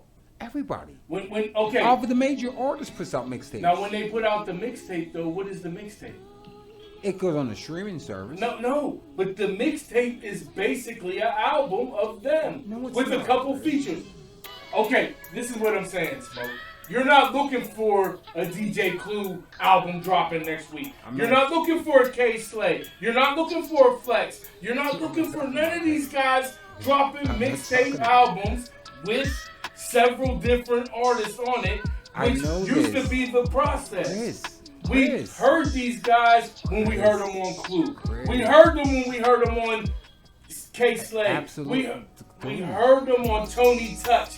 We heard them on that's where they grew with us. Now it's not like that. When they drop a mix CD, when they drop their mixtape now, it is basically an album with some features on it. No, it's not yes, the it same is, but type it's of still mixtape. considered a mixtape. Okay, back in the day. It's not the He's same. talking about DJ mixtapes. I'm saying You're talking about, when you say K Slay, you're talking about DJ mixtapes. 50 Cent and, well, Dipset changed all that. So when it was just one person and it would feel like an album, when a lot of things people put out as a mixtape, and they feel like an album because these are things that samples they couldn't clear. You know what I'm saying? They have all the features and all that. It's still considered a mixtape. I get. Fact check it, sir. You're saying I the guarantee process. you, mixtape. I guarantee you, Meek Mills just put out a mixtape in the last year, and he's a signed artist, sir. Listen, no. Listen. No, sir. And- No. and- you and can't you step know what? on my point. You can't just say. I'm gonna listen. smash your point. You though. just know. Just say facts. The facts. I'm gonna give you facts. The Listen, Meek Mill put out a mixtape. Listen. Here's a fact for you. Come on. 50 Cent. Who was No, sir. Listen. The Meek Mill put out a mixtape, and they did not probably consider it did. an album. He probably did. And they did not consider it an He album. probably did, and you know what it was? It was probably 16 tracks with probably 5 features on there from different artists, but he was on every track. That's not what I'm talking about with a mixtape. I have to pee, but I'm gonna let him land. Because Go y'all ahead. don't think I'm ducking the smoke. No, you Listen, go. listen. So, 50. I wish I had So, where the who judge was it? music at right now. Go ahead. Go ahead. He lost his trying to foot think. already. No. I'm trying to think who he was Lost his foot talking already. to. I can't remember who 50 was saying it to, but he was telling them that. You know what I'm saying? When you're dropping these mix CDs, they're based when you're saying you're dropping your mixtape. You're basically dropping an album, but that's your money. That's not going to the label because you're saying it's your mixtape, right? So it's basically an album that you are doing and you're putting a label of mixtape on it. That's cool, but that's not what I'm talking about. When you're saying growing, like we used to see, because we used to hear an artist on Clue. You heard Joe Budden on Clue and was like, damn, Joe Budden killed that. So the next time you hear Clue, you're listening for Joe Budden. And that's how he was growing. And then, now, and I say it's different now because it only takes one song for you to put out for it to go viral. So it kills the process.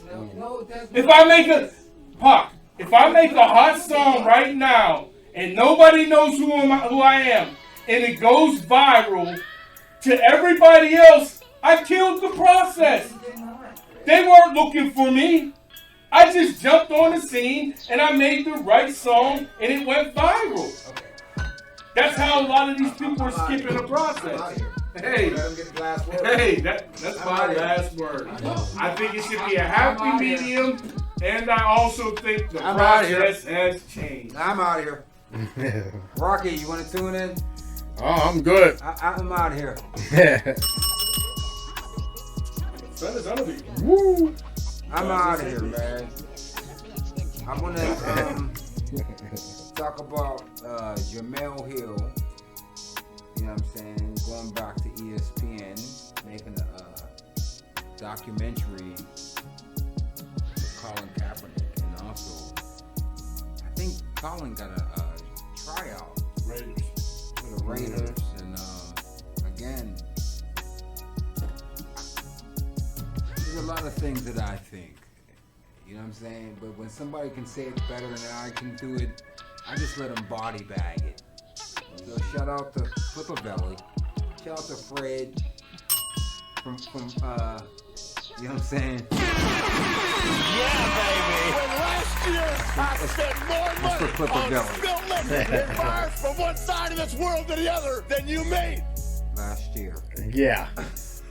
But shout out to Fred from Barbershop Conversations. Make sure you go ahead and buy his movie Checks and Balances, man. It's only it's light work. You know what I'm saying? It's like $4.99. It's a good movie. But this is what he had to say about it, and we'll go from here. This is what we gotta do. We gotta build our own ESPN. Jamel Hill, you got the contacts to build your own ESPN. You should have ran that Colin Kaepernick documentary through your network. You should have found a way to borrow the $2 million it takes to produce it. But you're rather successful, so you probably have $2 million in bank credit, you know? But this is the problem that we have. We always pretend that we're free. We're not.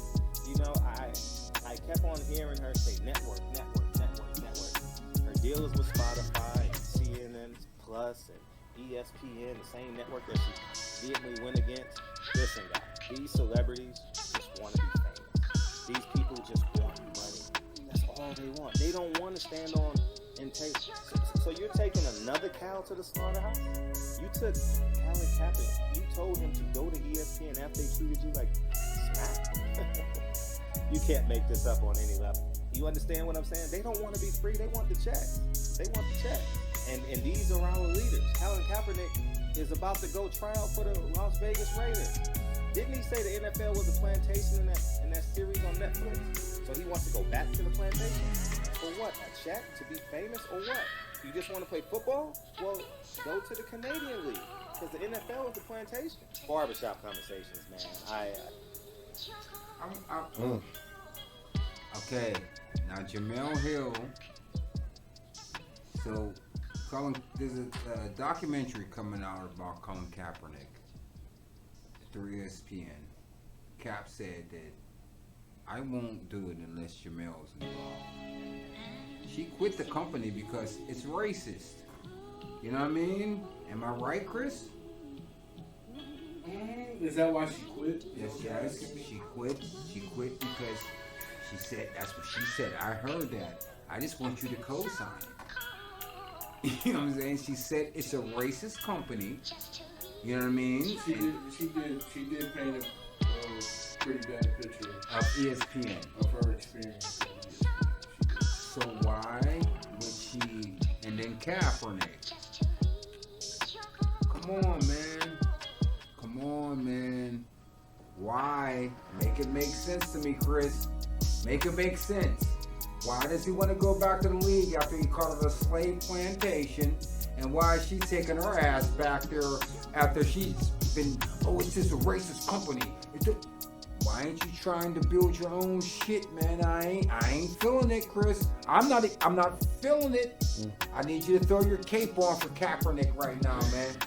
Come on, throw your cape on. Make it make sense. Make it make sense. Make it make sense. Why is he going back to the plan? Remember hold on, Rocky. Remember we had this conversation before. Oh, everything's racist. Why y'all going back then? Hey, never mind the plantation. Build your own nation. Why would you want to go back? Both of them. When hey, Cap, you got money. You can put it out yourself. She got money. You can put it out yourself. Why y'all going back to the plantation? She suggested to him, let's put it out on ESPN. That's the plantation, I thought. Man, huh? You think Jemele Hill has enough money to do? Cap does. Cap can't produce his own movie, dog. He can't produce his own documentary. He probably could. What we're doing right now. Everything we got going on is about $85. We look amazing. So he can't put up 100,000 and just do their own thing. Why are you going back to the plantation? I think it's a work. I think it's wrestling. You know what I'm saying? It's wrestling. Why you going? You still making us buy into you, dude. First of all, you took the Nike deal. You know what I'm saying? You got your money. Now you're going back to the plantation.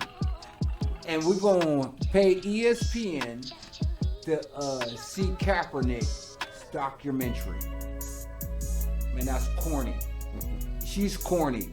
Because why would you got fired and you said it. She made a lot of innuendo, let's put it this way, because it was racism. Why would you tell this gentleman to go back over there after a place that you quit over racism? And Cap, why are you trying to get back into the league when you said the league was a plantation, dog? Come on, man. Come on. Make it make sense to me, Chris. Talk to me. Make it make sense. I can't make it make sense to no one. I don't have the answer for you. So What I can tell you know what he's doing? You know what Cap's doing? Okay, you know where we live at. We in the back world. And there might be a sign. Purples. We already know. It might be a sign. Nigger, don't even come in here. Okay. I ain't. Not because I'm scary. I know I'm not welcome here. Right. Nothing but problems. I know I'm not, so I'm not gonna go here. Why does he want to go back to the plantation, bro? No. I think we've been had. No. He's a clown. Colin Kaepernick is a clown. He sold jerseys on y'all niggas. You know what I'm saying? Took the deal for Nike. Did all that shit. He ain't do shit. He's a clown. That's me. If y'all want to... They don't got nothing to do with it. He's a clown. He got y'all all not watching football for nothing. He might be trying to get money that was lost to him. He's a clown. Doing all this stuff. He's a clown, Paco. You know, at first he was standing up for what was right, Well, what he leave it on felt the was table. right, I guess. He I don't mean, stand for shit. I'm just trying to put some sense to it, and that's the only thing that I could do is that, you know, that he thought he was doing the right thing, standing up, taking the knee or whatever at first, and then, you know, that they fucked his whole career over it. They fucked his whole shit up.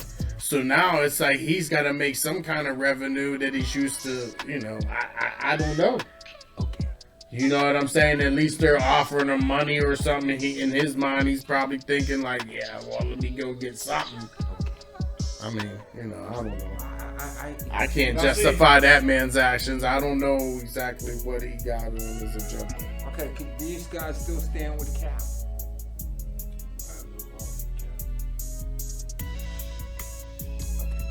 I don't know. We'll move on. No. Y'all niggas been had. You haven't even let me finish. Every time I started, you stopped me. Yeah, baby.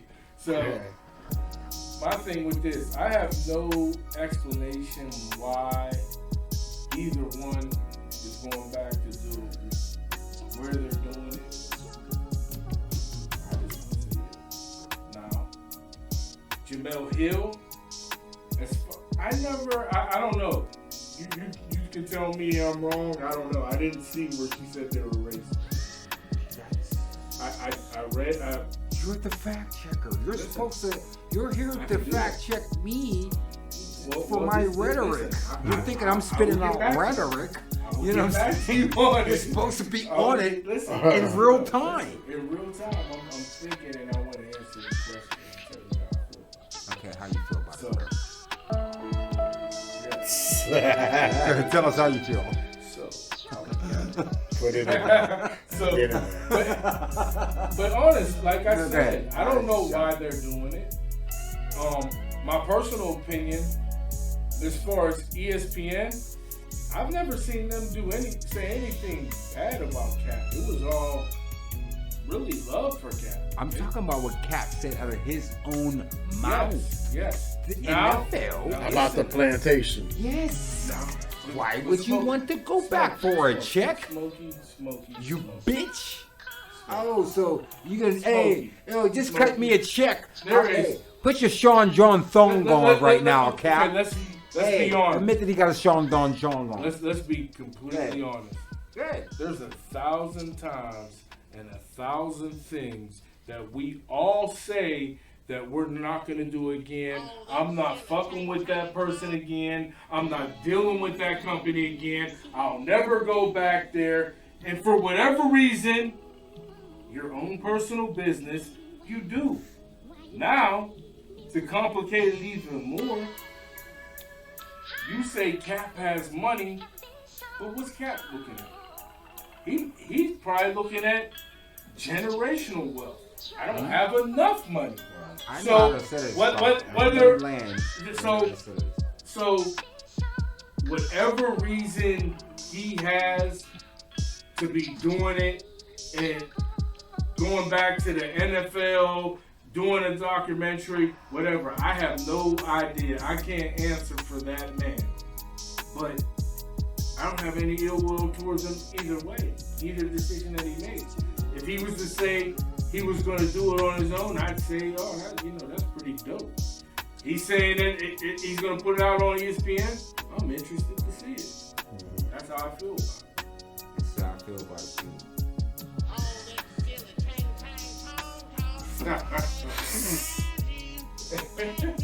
So, listen, this is how I'm gonna settle this once and for all. I'm gonna ask the board. This thing right here, it's like a genie. Okay? Doesn't lie. I have no control of it. I'm gonna ask the board, Rocky. You talking about like one of them little balls you shake up and it comes up like exactly. Okay. Hey, board. Do you think that Chris Clay nailed his point? This guy.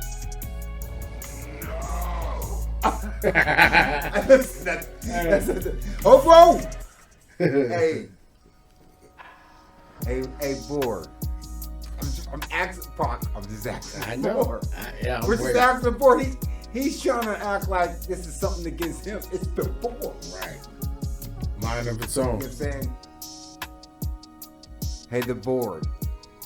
That Smoke Dog really. Hey, the board. I'm asking the board. No, he can't do this. Pac telling me he's cheating the board. He's telling. He's cheating. Ask the board. Asking the board. You know what I'm saying? Fuck that Hey, board. listen. Hey, board. Should Colin Kaepernick come back to the NFL? I'm asking. I'm just asking the board. Hey, it was clear as day. No. Hey, board. Wait, hold on. I'm just asking the board one more question. Did Smoke just body bag Christian in this debate? Yes. How about that? That was the board. Hey. What? Board. One more time. Ask them again. Let's board. Is Smoke right? Yes. Can't do nothing about that, Chris. All right, one more time. You said he shook it up 2 times. He's about to shake it up Board 3. is bullshit.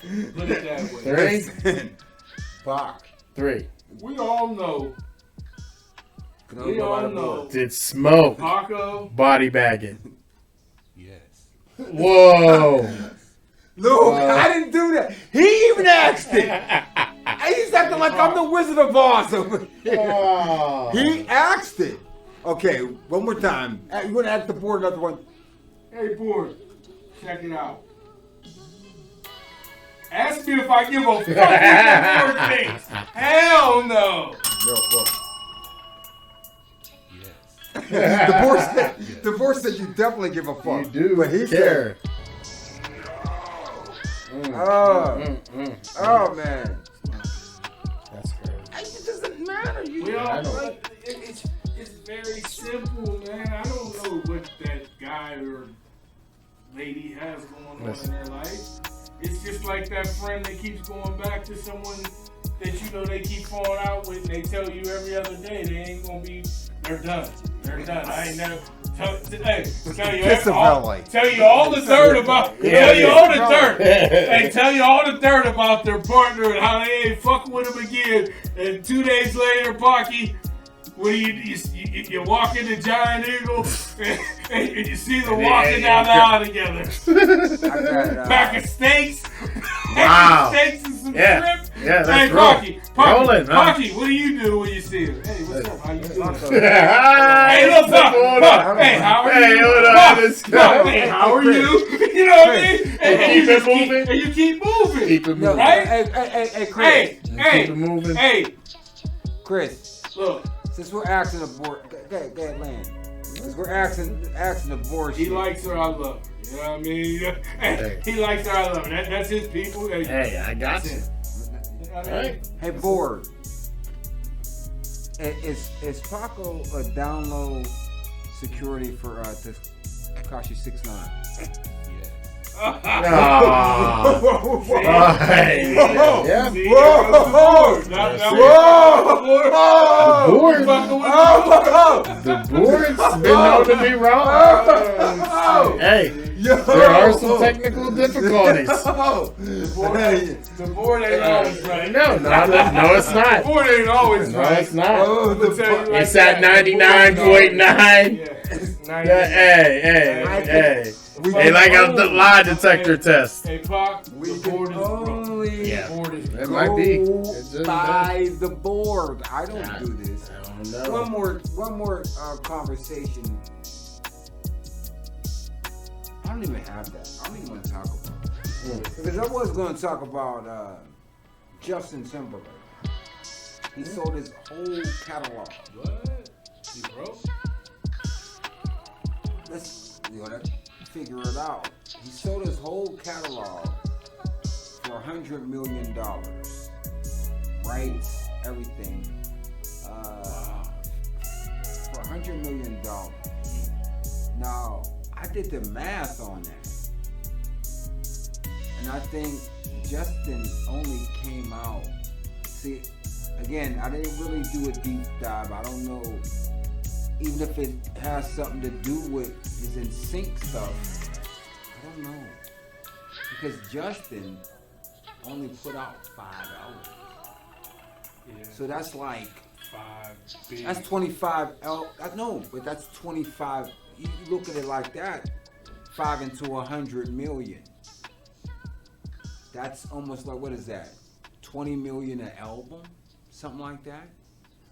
He probably, and then they get his touring and all that. They get all of his rights, publishing, everything. His touring rights? Not his touring rights, but anything he did live. Oh, yeah.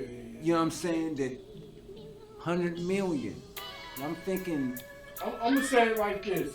Hold on, real quick. Let me just land real quick. Cause I'm just thinking like, okay, when people do that upfront shit, they're looking to make, you know what I'm saying, they buy your shit flat out. They're looking to make billions off of you in the back end, especially after you die. Wouldn't you think that he would? Because I'm thinking that Justin Timberlake is up. You know what I mean? I'm thinking he should be at least worth a. Go ahead. Good. He should at least be worth 100 million already.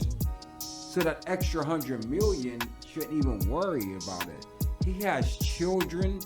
I'm thinking like, why wouldn't you put, you know what I'm saying, just leave it in your children's name? You understand what I'm saying? Don't even worry about it. Just let it go. You know what I'm saying? But, tell you what.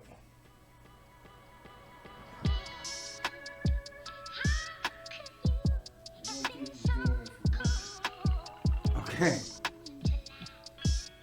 So Justin Timberlake's net worth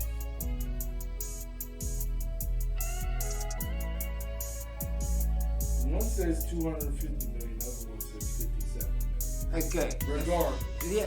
He's well off in his Okay. wife. So. And his wife, 250. Okay. So that's even great. So the 250 number that he has might be with the deal, and the 57 might would have been worth before he sold his rights away. Okay. Now, to speak on it, he's probably thinking like this.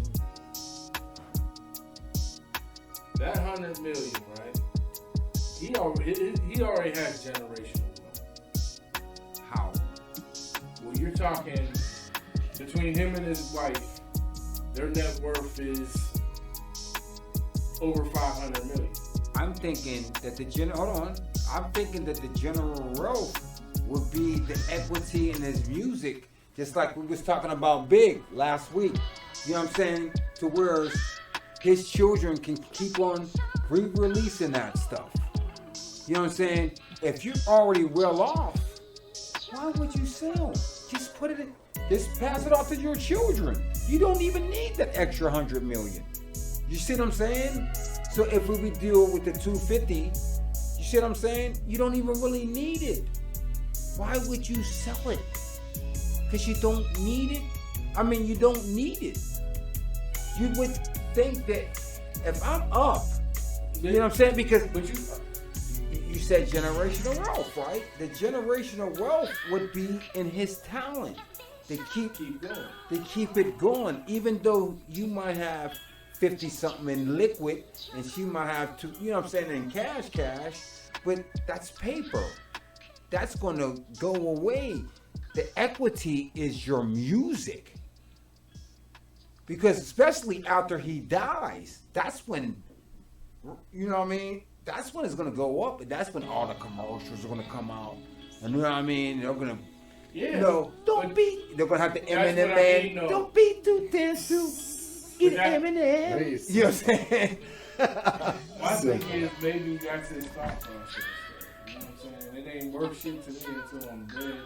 Maybe he doesn't care about it. And so you have to get your point out of here, because the generational wealth will keep it in the family after he dies. You can have the money. The money's gonna change. You see what I'm saying? We're going to crypto. We're going to, you know what I'm saying? Even with the paper, our dollar in a dollar. What is it? 93 cents, because what is it? 7 cents on a dollar? You see what I'm saying? So, you know what I'm saying? So the cash ain't gonna be more than when you can just license this music out. That's generational wealth, because now they can just eat off of you forever. That 100 million. And now if you're thinking about it though, Justin Timberlake is bigger than 20 million an album if you do the math. You know what I'm saying? I'm thinking, especially when he went solo at first, that's like a 70 million album. I think that album is 100. When he first went solo. I don't know. I really don't. I don't know. I'd have to see. We'll have to see where this goes. I mean, it's weird. Again, first of all, you don't normally see I that. wanted to do it all. There's a lot of people that did it. Lil Wayne did it. You know what I'm saying? There's a lot of people that did it. Smokey Robinson did it. You know what I'm saying? Mm-hmm. And like they gave Smokey Robinson like a disrespectful number. I think they bought all this shit off for like 60 million. You know what I'm saying? And he wrote all that Motown shit. You know what I'm saying? But maybe there's something to it. I mean, maybe he needed to do it to do something else. I have no idea, but I mean, it seems kind of crazy right now. But like you said, he's not the first to do it. Nah, everybody's selling out right now. Not selling out like, you know what I'm saying, but everybody's selling their catalogs right now. Like there's a lot of people that's selling their catalogs. T-Pain sold his catalog. You know what I mean?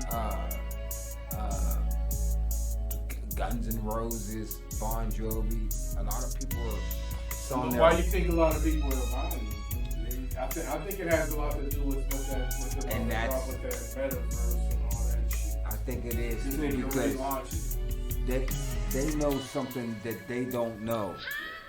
You understand what I'm saying? And it's gonna be one of those things where you see later down the line, it's either gonna be like, oh, you should have sold them then, or it's gonna be like, damn, y'all was dumb as fuck for selling them. That guy that said he refused to sell his, look where he's at now. And again, it could go either way. $1, you already see.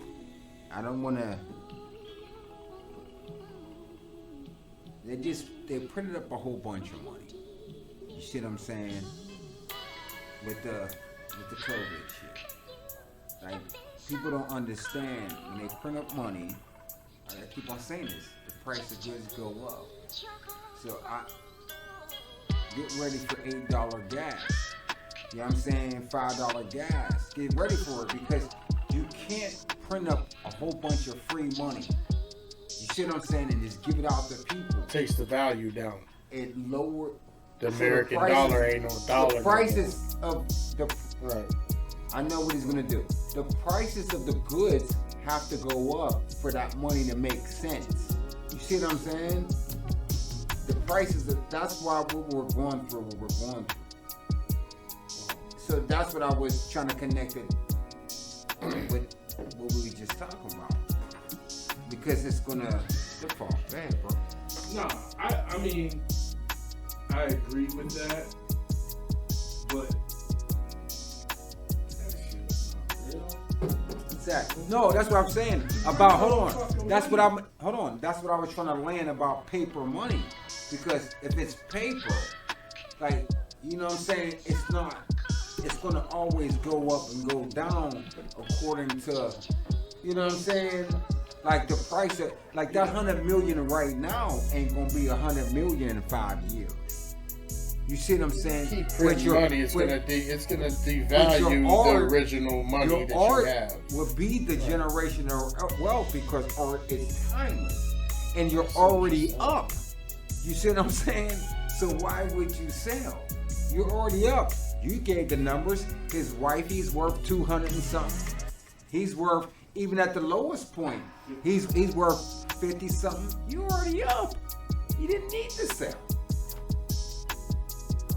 And even at this point, Justin has dug. He's not a new artist. He's dug in. So everybody he wanted to look out for is already fine. You see what I'm saying? His mom fine. You know what I mean? So he didn't have to sell. I think that was a dumb move. But like I said though, I think it's unless he needed the cash right now. You see what I'm getting? There is something. There's something that either these artists think they know and that they're being fed for them to be selling. There's also some coming from the other side where it's a rush to get these. You know what I mean? And I honestly think it has something to do with the universe. Because like I said, they get to relaunch all that shit. Yeah, they get to relaunch all that shit. That's gonna be, it's gonna be a new money stream. You know what I mean? Yeah. And so I think, and maybe the artists that are selling are thinking, yeah, that's gonna be some bullshit. I'm gonna get my money now. Because maybe to them, some way, somehow, the masters ain't really gonna be worth shit. For some reason. Well, I don't know. Because just think of it like this. Hold on, real quick. Let me help you out. Because the masters ain't really shit, because we're not dealing with physical copies anymore. Exactly, and that's what I was just about to say. All right, I was just about to say that. To shout out to the boy Reno. I was having a conversation. Yeah, baby. Get your mind right. With the computer stuff, you know what I'm saying? And, you know, me and him were having a conversation about... Put your headphones on the floor if you ain't going. As far as, he was talking about putting the computer together for me, a desktop, and all the programs that he can put on there and everything. And he was saying that there's absolutely no music that he can't get his hands on. Right. So, at the end of the day, you know what I mean, at some point, with technology, what is your masters really gonna matter? Right. Now, I don't know that to be fact, but that could be a thought. That could be a thought. You know what I'm saying? Might be the thing. With it going to the way it's going, it's like, you know, at some point, it's almost there now. It's almost there now about purchasing music. It's not who purchases music anymore. Everything's in the air. You know what I mean? Yeah, you get your credit for streams because, you know what I mean? No one's even paying to download go download this song for such. That's cool, but I pay for a streaming system every month. You know what I mean? I'm paying that motherfucking $9-10 a month to stream whatever the fuck I want to listen to. And to be honest, there's a lot of cats that don't even pay for streaming shit, and they get all the music anyway. Right. So maybe that's the thought. But us looking at it right now, 100 million seems like he sold himself short. Yeah. But we don't know. Yeah, we don't. Because like Smokey said, Lil Wayne did it. T-Pain did it. Everybody's doing it. You know what I'm saying? Guns N' Roses. All these Somebody's people are doing something. They know something. There's something Something's going on. Something's going that on. we don't know. You know what I'm saying? And it's just like with the Bitcoin and all this different money that's going on. People are either telling you, do it, or people are telling you, man, don't get caught up in the now. Don't get caught up in that shit now. You know what I mean? That shit ain't, I don't know. You know what I mean? Some people are like, oh, I ain't waiting for that crypto shit. Give me my motherfucking cash now. I don't want the, and the other people are like, yeah, give me it in crypto. Right. But you see, like, all those people that, like, there was athletes and shit that said, give me my money in crypto. And they ended up taking a hit. Like, I want to say, was it Carmelo Anthony? One of them big athletes asked for some of their money in crypto, and it ended up being like $7 million less than what it would have been in cash. Something crazy. I want to get one thing off before we get into a wire talk. We watched that documentary, The War on Hip Hop. Did y'all watch it? The Hip Hop Police? Oh, yeah.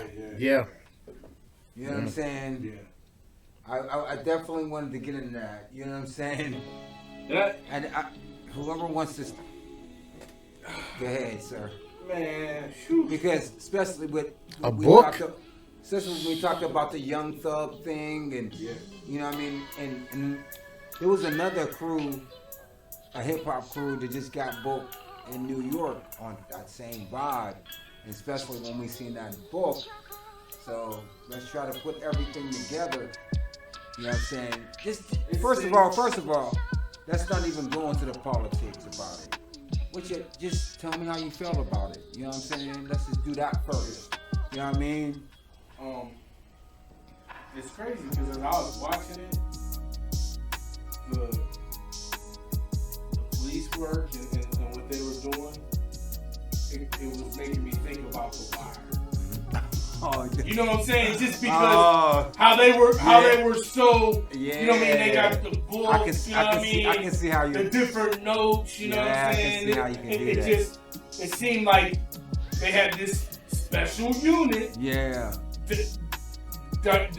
Directly, this is what we're doing. We're trying to nail these guys. Boom, boom. This guy, boom, boom, boom. You know what I mean? And they got all these artists with their name, their license plates, what vehicles they drive. Where they live. Yeah, where they live. Mm-hmm. It was like, what? It's like an episode of motherfucking Wire. It's like, yo, that's crazy that they're doing that to these cats. Because, and it was wild that it was like the New York police, you know what I mean, gave this, like, this is the way you do it. Yeah. They passed it on to Pittsburgh police. That's like, a oh shit, right? Oh wow. You know what I mean? This is how you do it. And it's crazy because even if you look at that, the way they did that, it's so like targeting, like, and the political side, which you said not to go into, but you have to.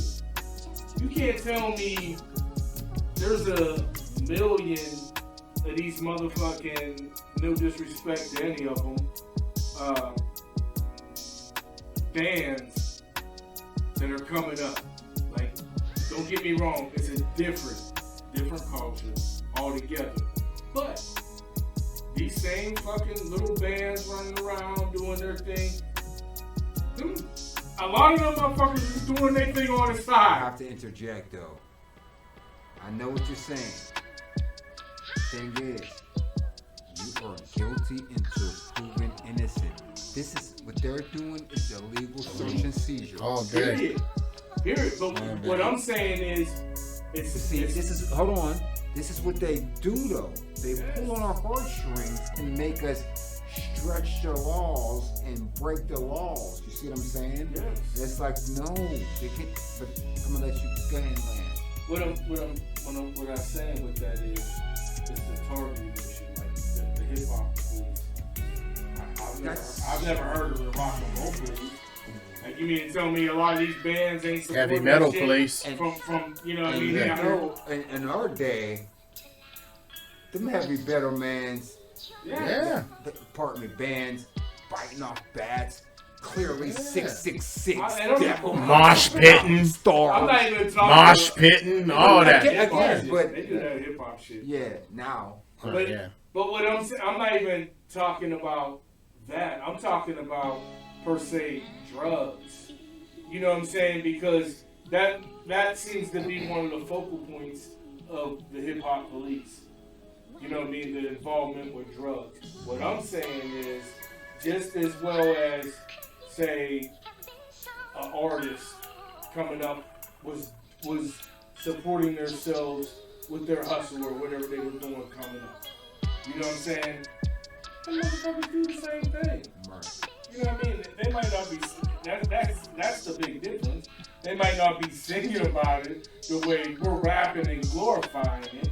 You know what I mean? Which gives them a reason to say, oh, they doing it. But they know they're doing it too. But you know what I'm saying? They're not targeting it. It's that the shit that they're doing with the hip hop police. That's completely. That's intrusive, That's bro. completely. That's racial profile all day. It goes against all kinds of. They made a book. A book. Yeah. Book. Like it was in every police station, regardless of what borough, whatever they were in New York. This book was like a holy grail to them. This is their book. As soon as these dudes touch down in your city, be on them. Yes. Fuck any other crime that you're doing in the city. Stop everything. Be on them.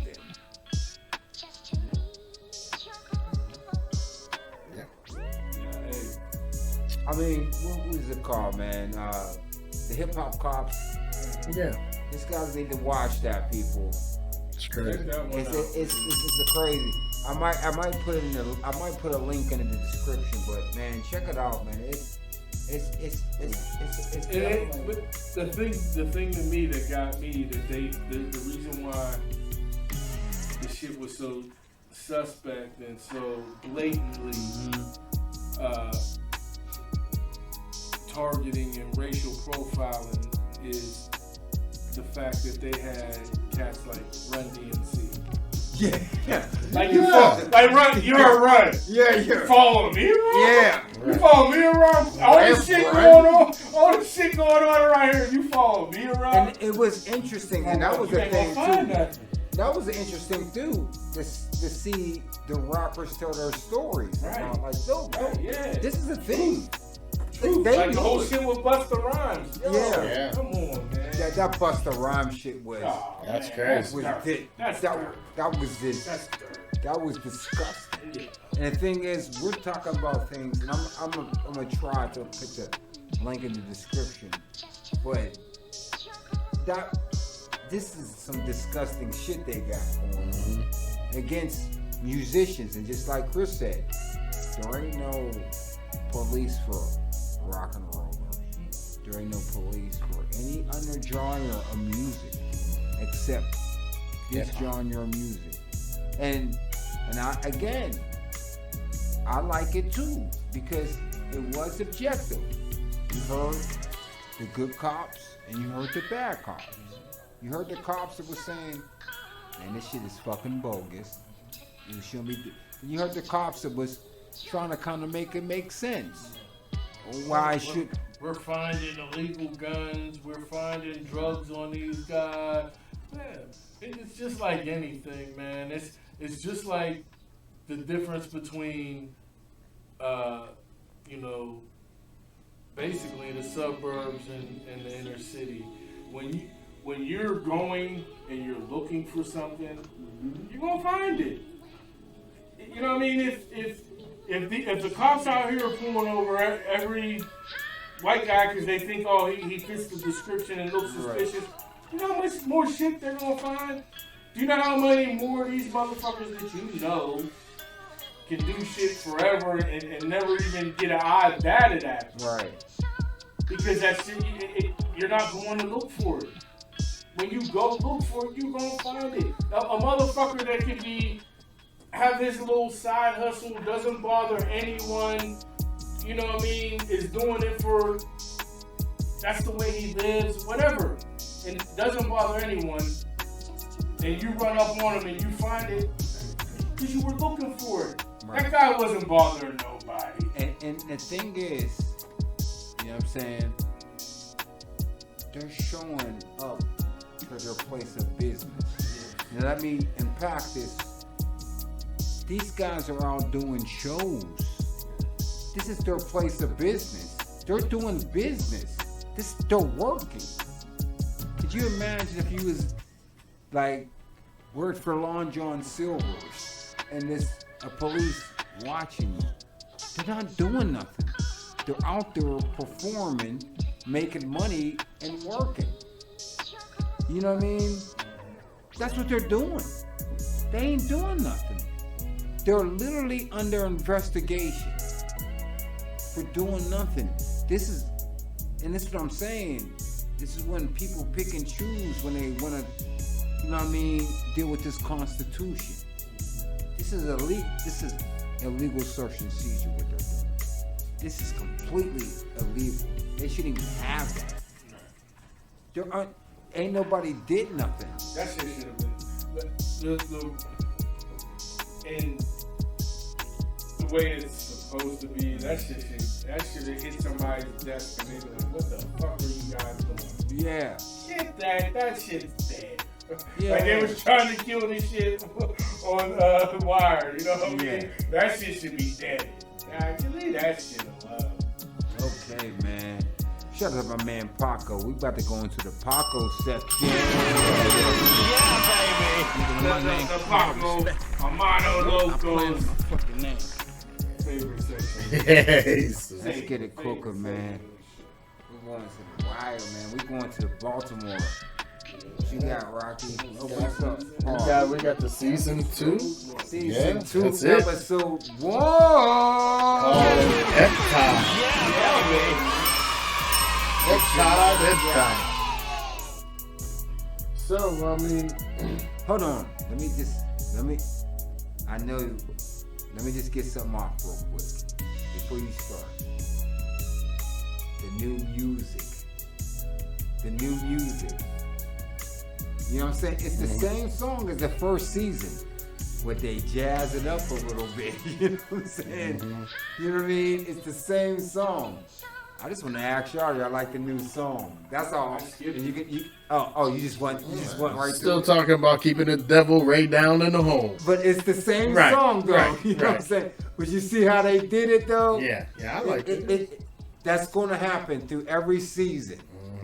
As we Change. continue, it's going to be They did that shit on Power. Motherfuckers had a fit. I like that new. I like that. You know what I mean? But go ahead, Rocky. So, I mean, I guess we start. I mean, this, before we even get into any kind of details, this one is one of those slow burners to me. Really? I mean, I really didn't think there was a whole. I mean, listen. I didn't think there was too much. I mean, there was a couple little key parts, like I said, but I don't think it was as action packed as I'm used to having. Okay. Yeah. Like even when we started season 1, it seemed like, I mean, you got the body.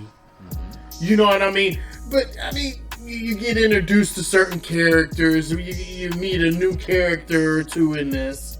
You know what I mean? Stuff like that. But you know, I think I'm gonna be looking forward to it. Yeah, cool. Yeah, cool. But we got McNulty. Okay, now we all know that him and his boss man on the end of season 2. He asked him, "Where do you want to be?" No, Yeah, where gave don't him. you wanna be? Yeah, where don't you want to be? Yeah, that's it. That's He it. didn't say. Yeah. But guess who told him? His buddy What? Bunk. No, not Bunk. Oh no. His That his dude. boss. Yeah, That's that right. dude. His boss. And that's where they put him. He's on the water patrol. So he's on that water like. I need you to pass the mic because we're gonna go around. Yeah. the horn. Yeah. I'm gonna respectfully disagree with you. I know this guy. You I know, know this guy. is like my hardcore. thing was just starting season 2 starting off. It's like season 1. You just see one thing pisses somebody off. You know what I'm saying? And it starts from there. You know what I'm saying? I'ma stay at the beginning though. You know what I'm saying? Seeing McNulty, new job. You know what I'm saying? He don't got no action. Yes. He's hating it. No action whatsoever. And for me, it was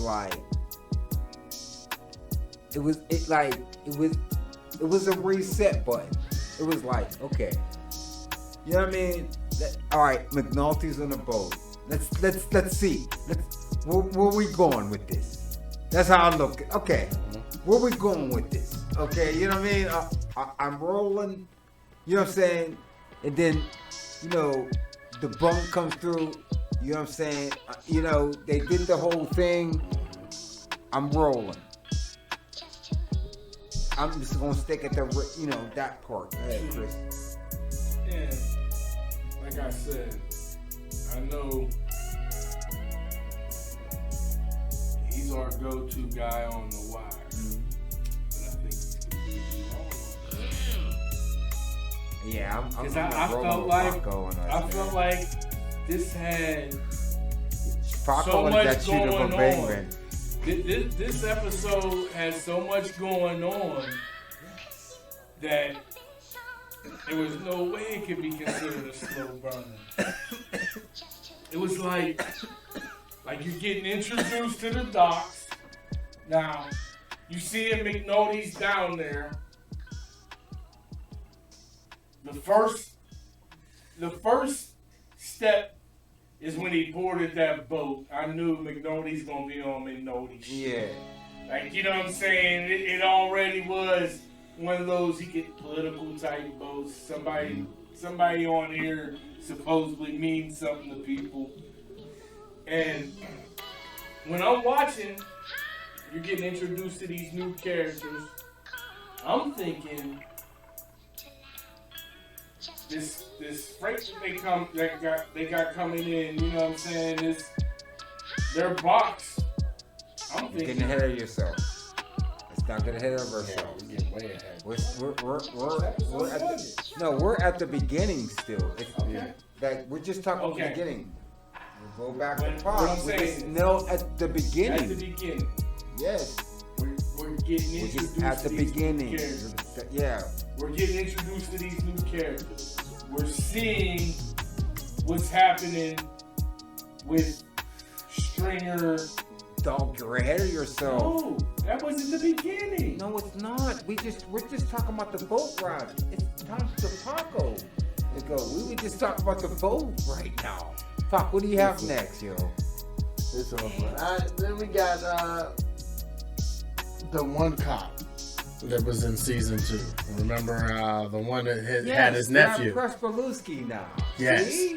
He was Relax. more We haven't seen interested Stringer in, yet. Yes. He was more interested in, like, he wanted to do investigative work. Yeah, Because his stepfather, I think it was, his stepdad or whatever, or father-in-law or something, one of the two. Remember him when they're from- telling him he's gonna move up in rank, he's like, I'm not concerned about rank. Valchek. Remember him from season 1. Yeah. Remember Valchek? Valchek, we already know. And that's what I got with it. Like, Prez talking to him because Prez knows how to do police work now. You know what I'm saying? He ain't that. And he's telling dude, he said, now, my line from him is like, now you shut up and you're gonna do this. Right. You know what I'm saying? Right.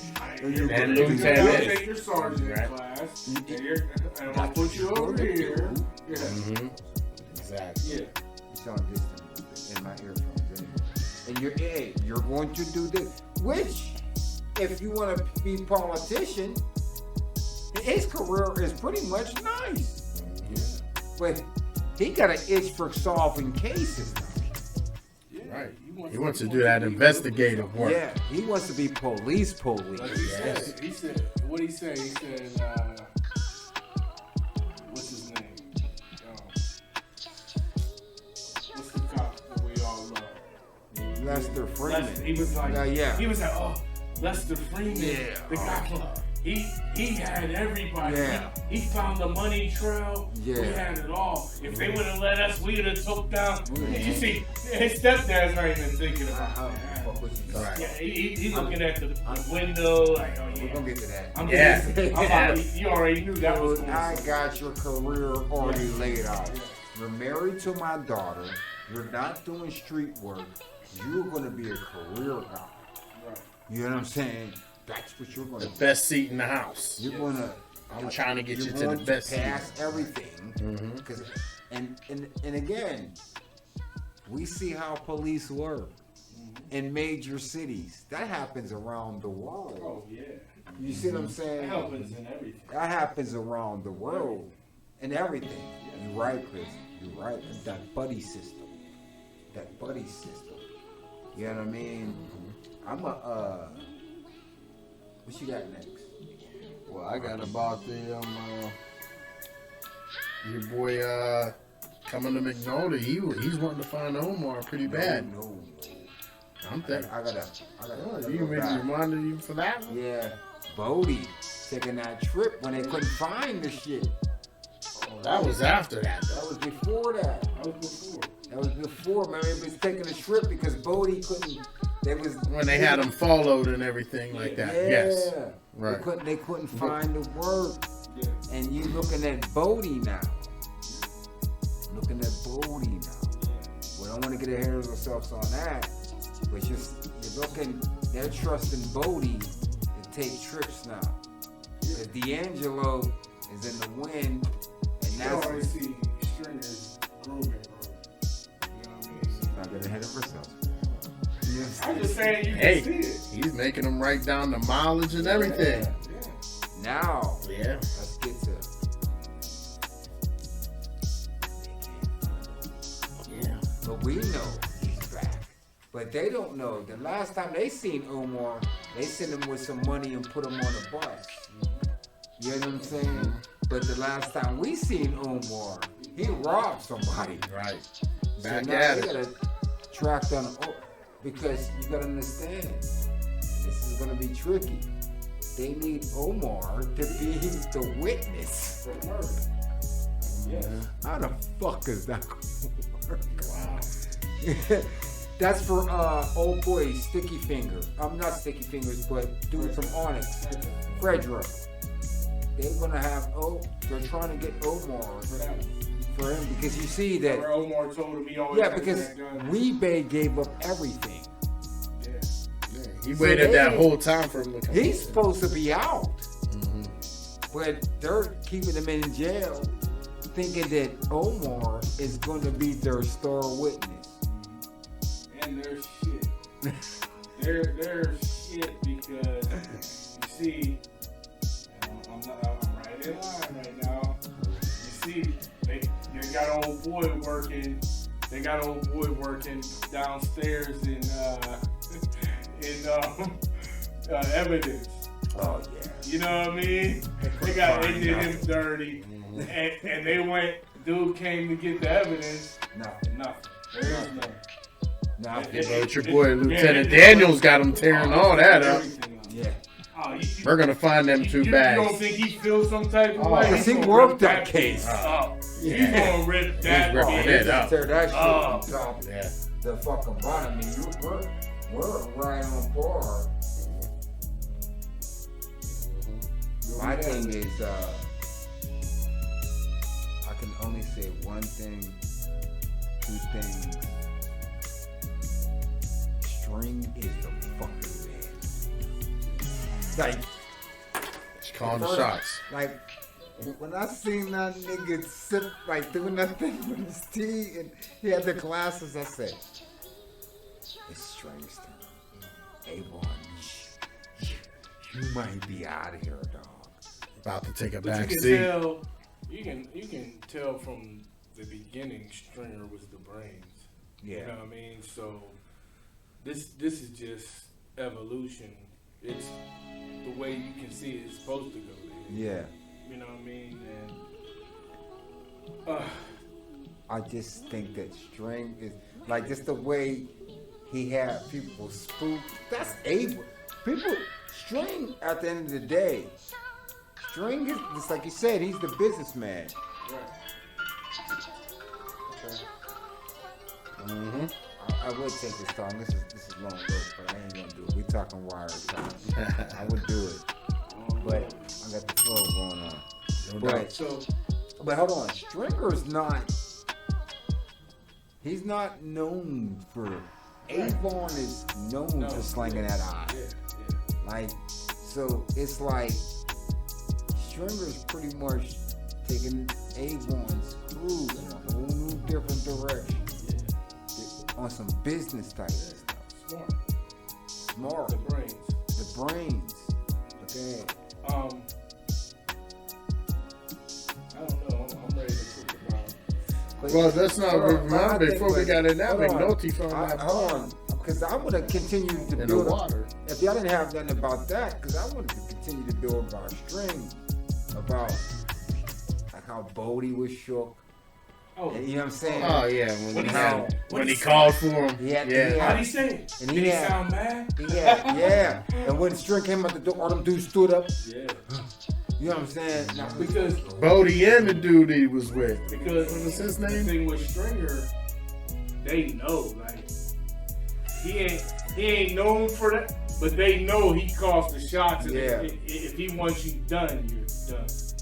And the thing is, with String, I'm just gonna give you something. String is a businessman. And this sometimes with String, a lot of people go where they don't need to go. You know what I'm saying? I wanted to talk about the new guy that I know you probably hate. Fucking Ziggy. Frank's son.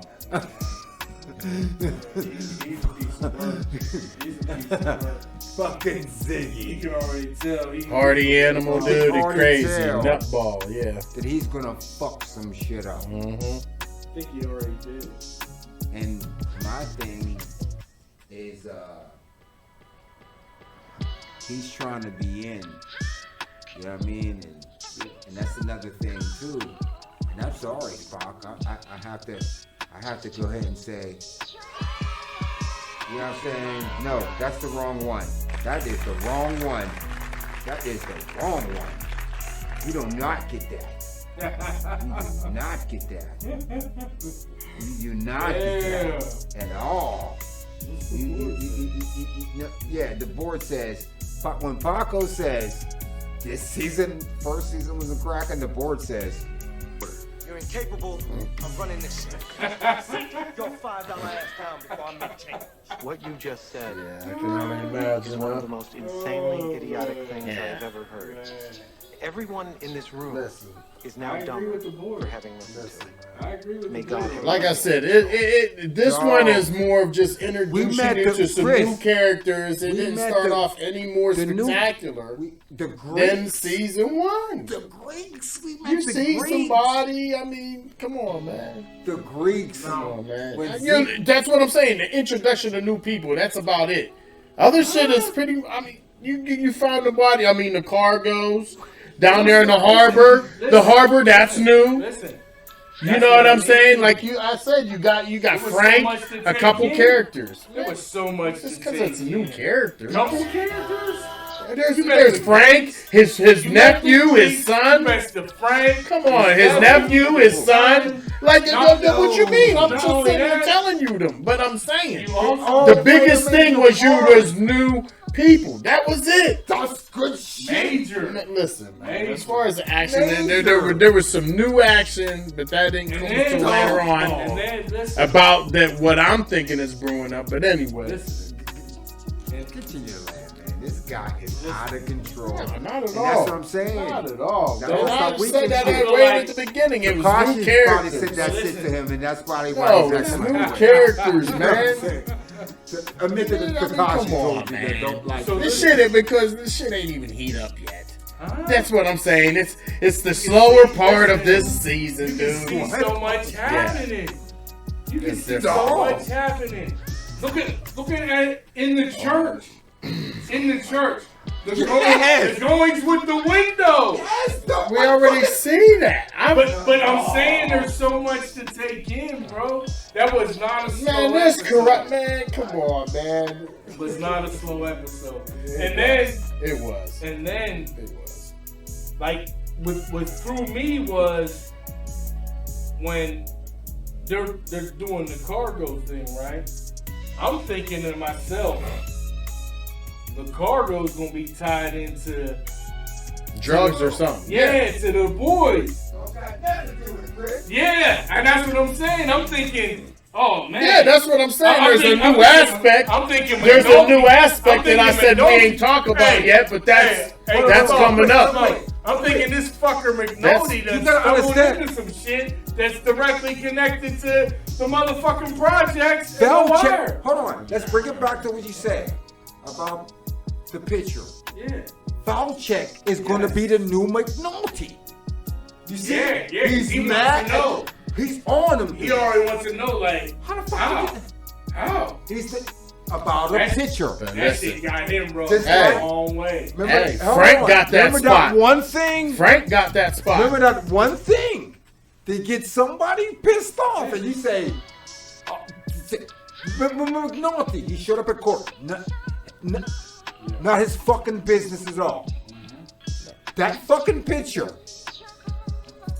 Yes. is going to cause a lot of A shit. lot. A lot. You know what I mean? And then, Hey, when McNulty found that body in the water, though, too, he shipped it back to them. But- Said, that's back over on your side. He shipped them that back was to that body. get back. He But did that was Yeah. that get back. He did Yeah. that for the get back. Yeah.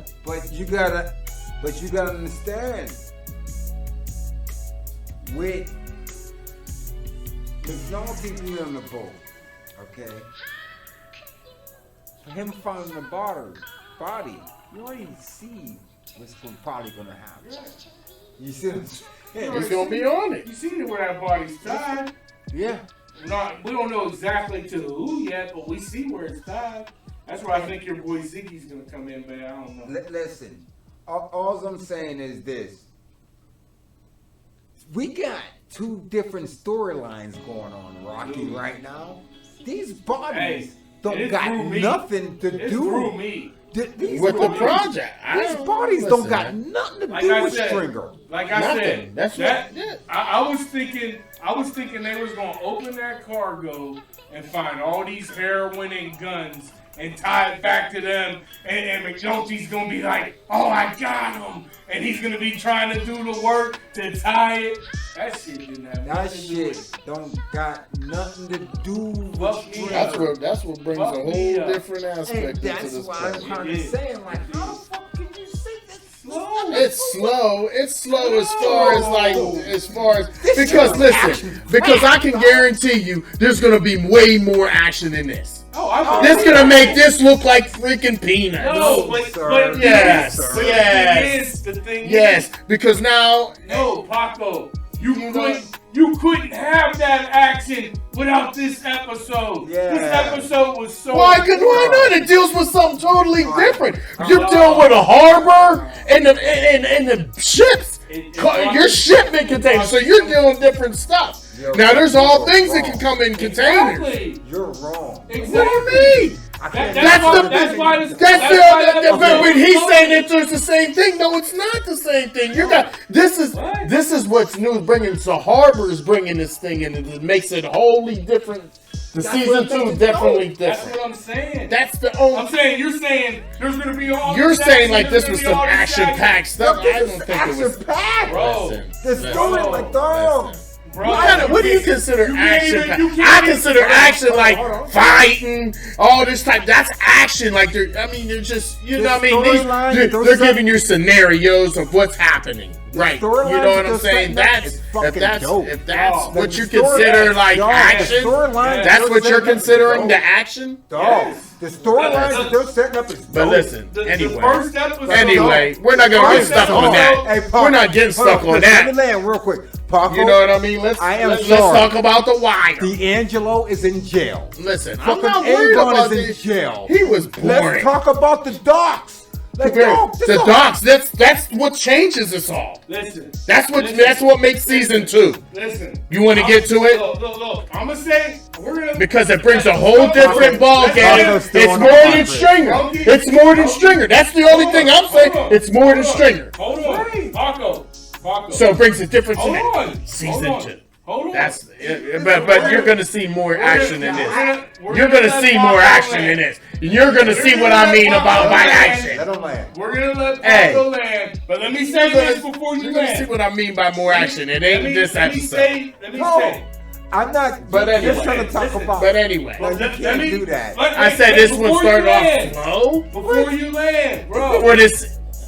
Let me speak For this before season, you land. man. Let me speak before We you might land. hold quick. You just want to look for an argument. no. Yeah, that's what I'm thinking. But anyway.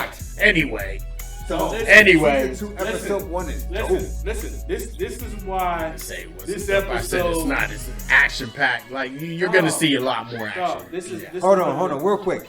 Was this episode 1 better than the first episode of the first season? Of course, you're getting more scenarios in one whop than that. I mean, you just started off with one body or whatever. We got it. That's what I mean. He's spoiled. Park, you're spoiled. No, he's spoiled from all the action. Listen. No, he's spoiled from all the action from the last season. People getting run down on. No, he's spoiled. So He's spoiled. This by saying. Just let me talk, then you can land. By saying this episode was slow. He's shallow to me. It's shallow to me because no, he's insane. This episode. Miss Tina, I love you dearly, showed you, but your baby boy is insane. Yo, not at all. They're really blowing this out of proportion right now because they can. I guess. I guess they feel they can. This episode right here was the episode that opened your mind to all the action that's gonna happen. It has to! Bro. That's a no-brainer! You didn't tell us or them nothing that we don't already know. You're gonna come on. It's like saying a bumblebee is yellow and black. Let me finish. Come on. He's been trying to land. Come on, man. Land! Fucking land the damn ship! So we can move on. What the? Let me speak. Yeah, bleep me out, man. Bleep me out, man. So, this guy said it was slow, and the reason why that it was nowhere near slow is because there was so much going on that's going to lead you to all that. And, to Smokey's point, since the very beginning, the show is about Baltimore. And the docks or Baltimore. Not in season 1, there wasn't. You ain't hear nothing about it in season 1. All that yelling and stuff you ain't never heard about the harbor. But that's what I'm saying. They're giving that you don't more mean it was Baltimore. more action. Come on, They're man. giving you more of Baltimore. Listen, man. You're listen, wrong. Listen. No, you're trying to say something that I've already said the whole time. I said it wasn't. He's wrong, but we're gonna let him play. Okay, you know what? I'm gonna move on from He here. wants no. Because man, we're gonna move on, man. I'm not landing nothing, man. Every time I do, you want to sit there and yell like, I'm not doing that. Admit that you miss Avon. You want to know what's going on with Avon right now. You know what I'm saying? You don't want growth. Yeah. See, y'all trying to clown right now. See, yeah, yours. But anyway, I'm good. I'm good, man. Go ahead, man. Go ahead with that, man. Y'all done threw my shit all off with that shit. Man. You done threw me all off, man. We gonna have to edit this part, man. There ain't no need to land it. I already said what I said, but you try to talk over me and make it seem more of a debate than anything. That's what I'm trying to say. I'm not trying to say, I said it started off slow. There's new people, new characters. That's what I'm saying. There's new settings. There's a harbor. There's fucking cargo. That's something I already said, but you're trying to say this is what makes it action-packed. This is what's making it action-packed. This is what you're trying to tell me. My thing is this. Okay. Hold on. Y'all simple, man. I'm just trying to get past that part, man. Like, bro. Y'all, you got yours off, whatever you feel. Okay, when you're saying action-packed, you're saying that, all right, I think this is a misinterpretation. Okay, and if we don't, you're saying that it wasn't action-packed, that there was no action. Like, nobody got robbed, nobody got stuck up, nobody, you know what I'm saying? You know what I mean? There wasn't there wasn't no police work for real. Like, nobody was on top of the roof taking pictures. Is that what you mean by action packed? Yeah. So pretty much. So you're basically I can saying they laid down the story. I can understand what he's saying about that. I understand that. All right, there was really no action. But I'm saying a whole different bunch of scenarios and storylines. Yeah, there's a bunch of that. All right, you're meeting new characters, all that. But so, all right, okay, because I'm thinking that you're all right. I misinterpreted it because when you were saying that, my thing was like you thought the episode was trash. That's what I was thinking. Not at all. Yeah, not at all. That's not what I said. That's not what I was meaning. You hug it out on camera? Nah, man, I ain't got to do no hug out on camera. It's all But no, I no, you're right. Like, okay, I can understand by that, but for me, it was like it set up episodes because again, the main character was Baltimore, so the doctors are part of that, and it seemed like okay, they did a masterful job for me. I totally forgot. Once I seen them bodies, I totally forgot about Bodie and Avon and all that type of stuff. I mean, I'm like, I want to know what's going on with this. Yeah. What happened here? Especially with the Greeks and all that, and them meeting up and stuff. I totally forgot about I forgot about them quote unquote losing the pack.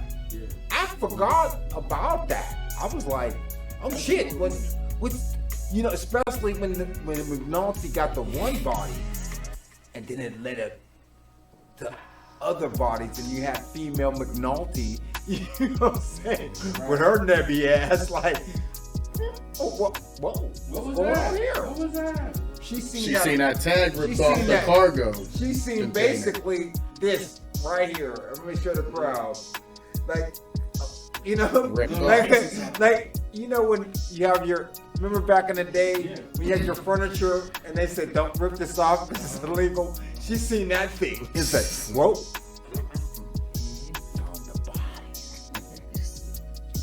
Is that what That's you heard, crazy. Rocky? Yeah, man. There's a bunch of bodies. You know what I mean? That's what's crazy. This is where we're at with it, man. It gets me to thinking just by seeing them bodies, though, that there's something human trafficking going on. These guys got stuck in a container somehow or The something. thing is, though, Because there ain't like there was any bullet shots or nothing like that. You know what I mean? Like, you looking at the scene like, wow. and the thing is, though, let's put our police hat on for a second. You seen when McNulty did that thing and they said, fucking McNulty. Now, it's one thing to have bodies, but when they're John Does and Jane Does, and they don't know who they are, and they have to solve those murders. So they got a whole bunch of Jane Does and John Does in that fucking container. Right. And they're going to get all those bodies. And McNulty gave them the bodies. He made sure he's got that. And I'm saying, and again, this storyline that we're going through right now with the docs, it will come home. But the story is Baltimore. You know what I'm saying? Like, I'm excited. Frank Sabaka has no idea who Shringer Bell is. You know what I'm saying? Ziggy, they don't know it. But there are new characters right now. And you can already see that Ziggy's a fuck up. You can see the nephew is kind of thorough. You know what I'm saying? And you can see what Frank is trying to, I ain't gonna do it. You know what I'm saying? Frank looks a little nervous right now, though. He's paranoid, very paranoid. Shit, Right. you got out fucking 30. Because what happened though before they found all them bodies? He was asking why ain't they came and picked up this container? Yeah. And then the dude just pulled off with the truck and didn't even take the container. Yeah. Yeah, dude was like, I'll see what's up. Next thing you know, he's pulling off. Yeah. So that's for episode 2. Lot going on, man. I'm excited. Oh man, like it's a tangle. And again, we're gonna get into a lot of dark stuff. But don't forget about Stringer. You see him. You see how Stringer was moving his cockiness. You see, sipping tea. Talking about one more cop too. What about Shima? Oh yeah, that was another thing too. Think she gonna come back into the scene? She's a house cat. That was another thing too. I think she'll come back. But looking at me. Shit, that's it, man. Any last words, gentlemen? I'm good. Yes. We see y'all next week, man. Slide through, boys, man. That's the wrong one, man. Slide through, boys. Get your mind right. And that's that. We gotta hear it like last year. What's up?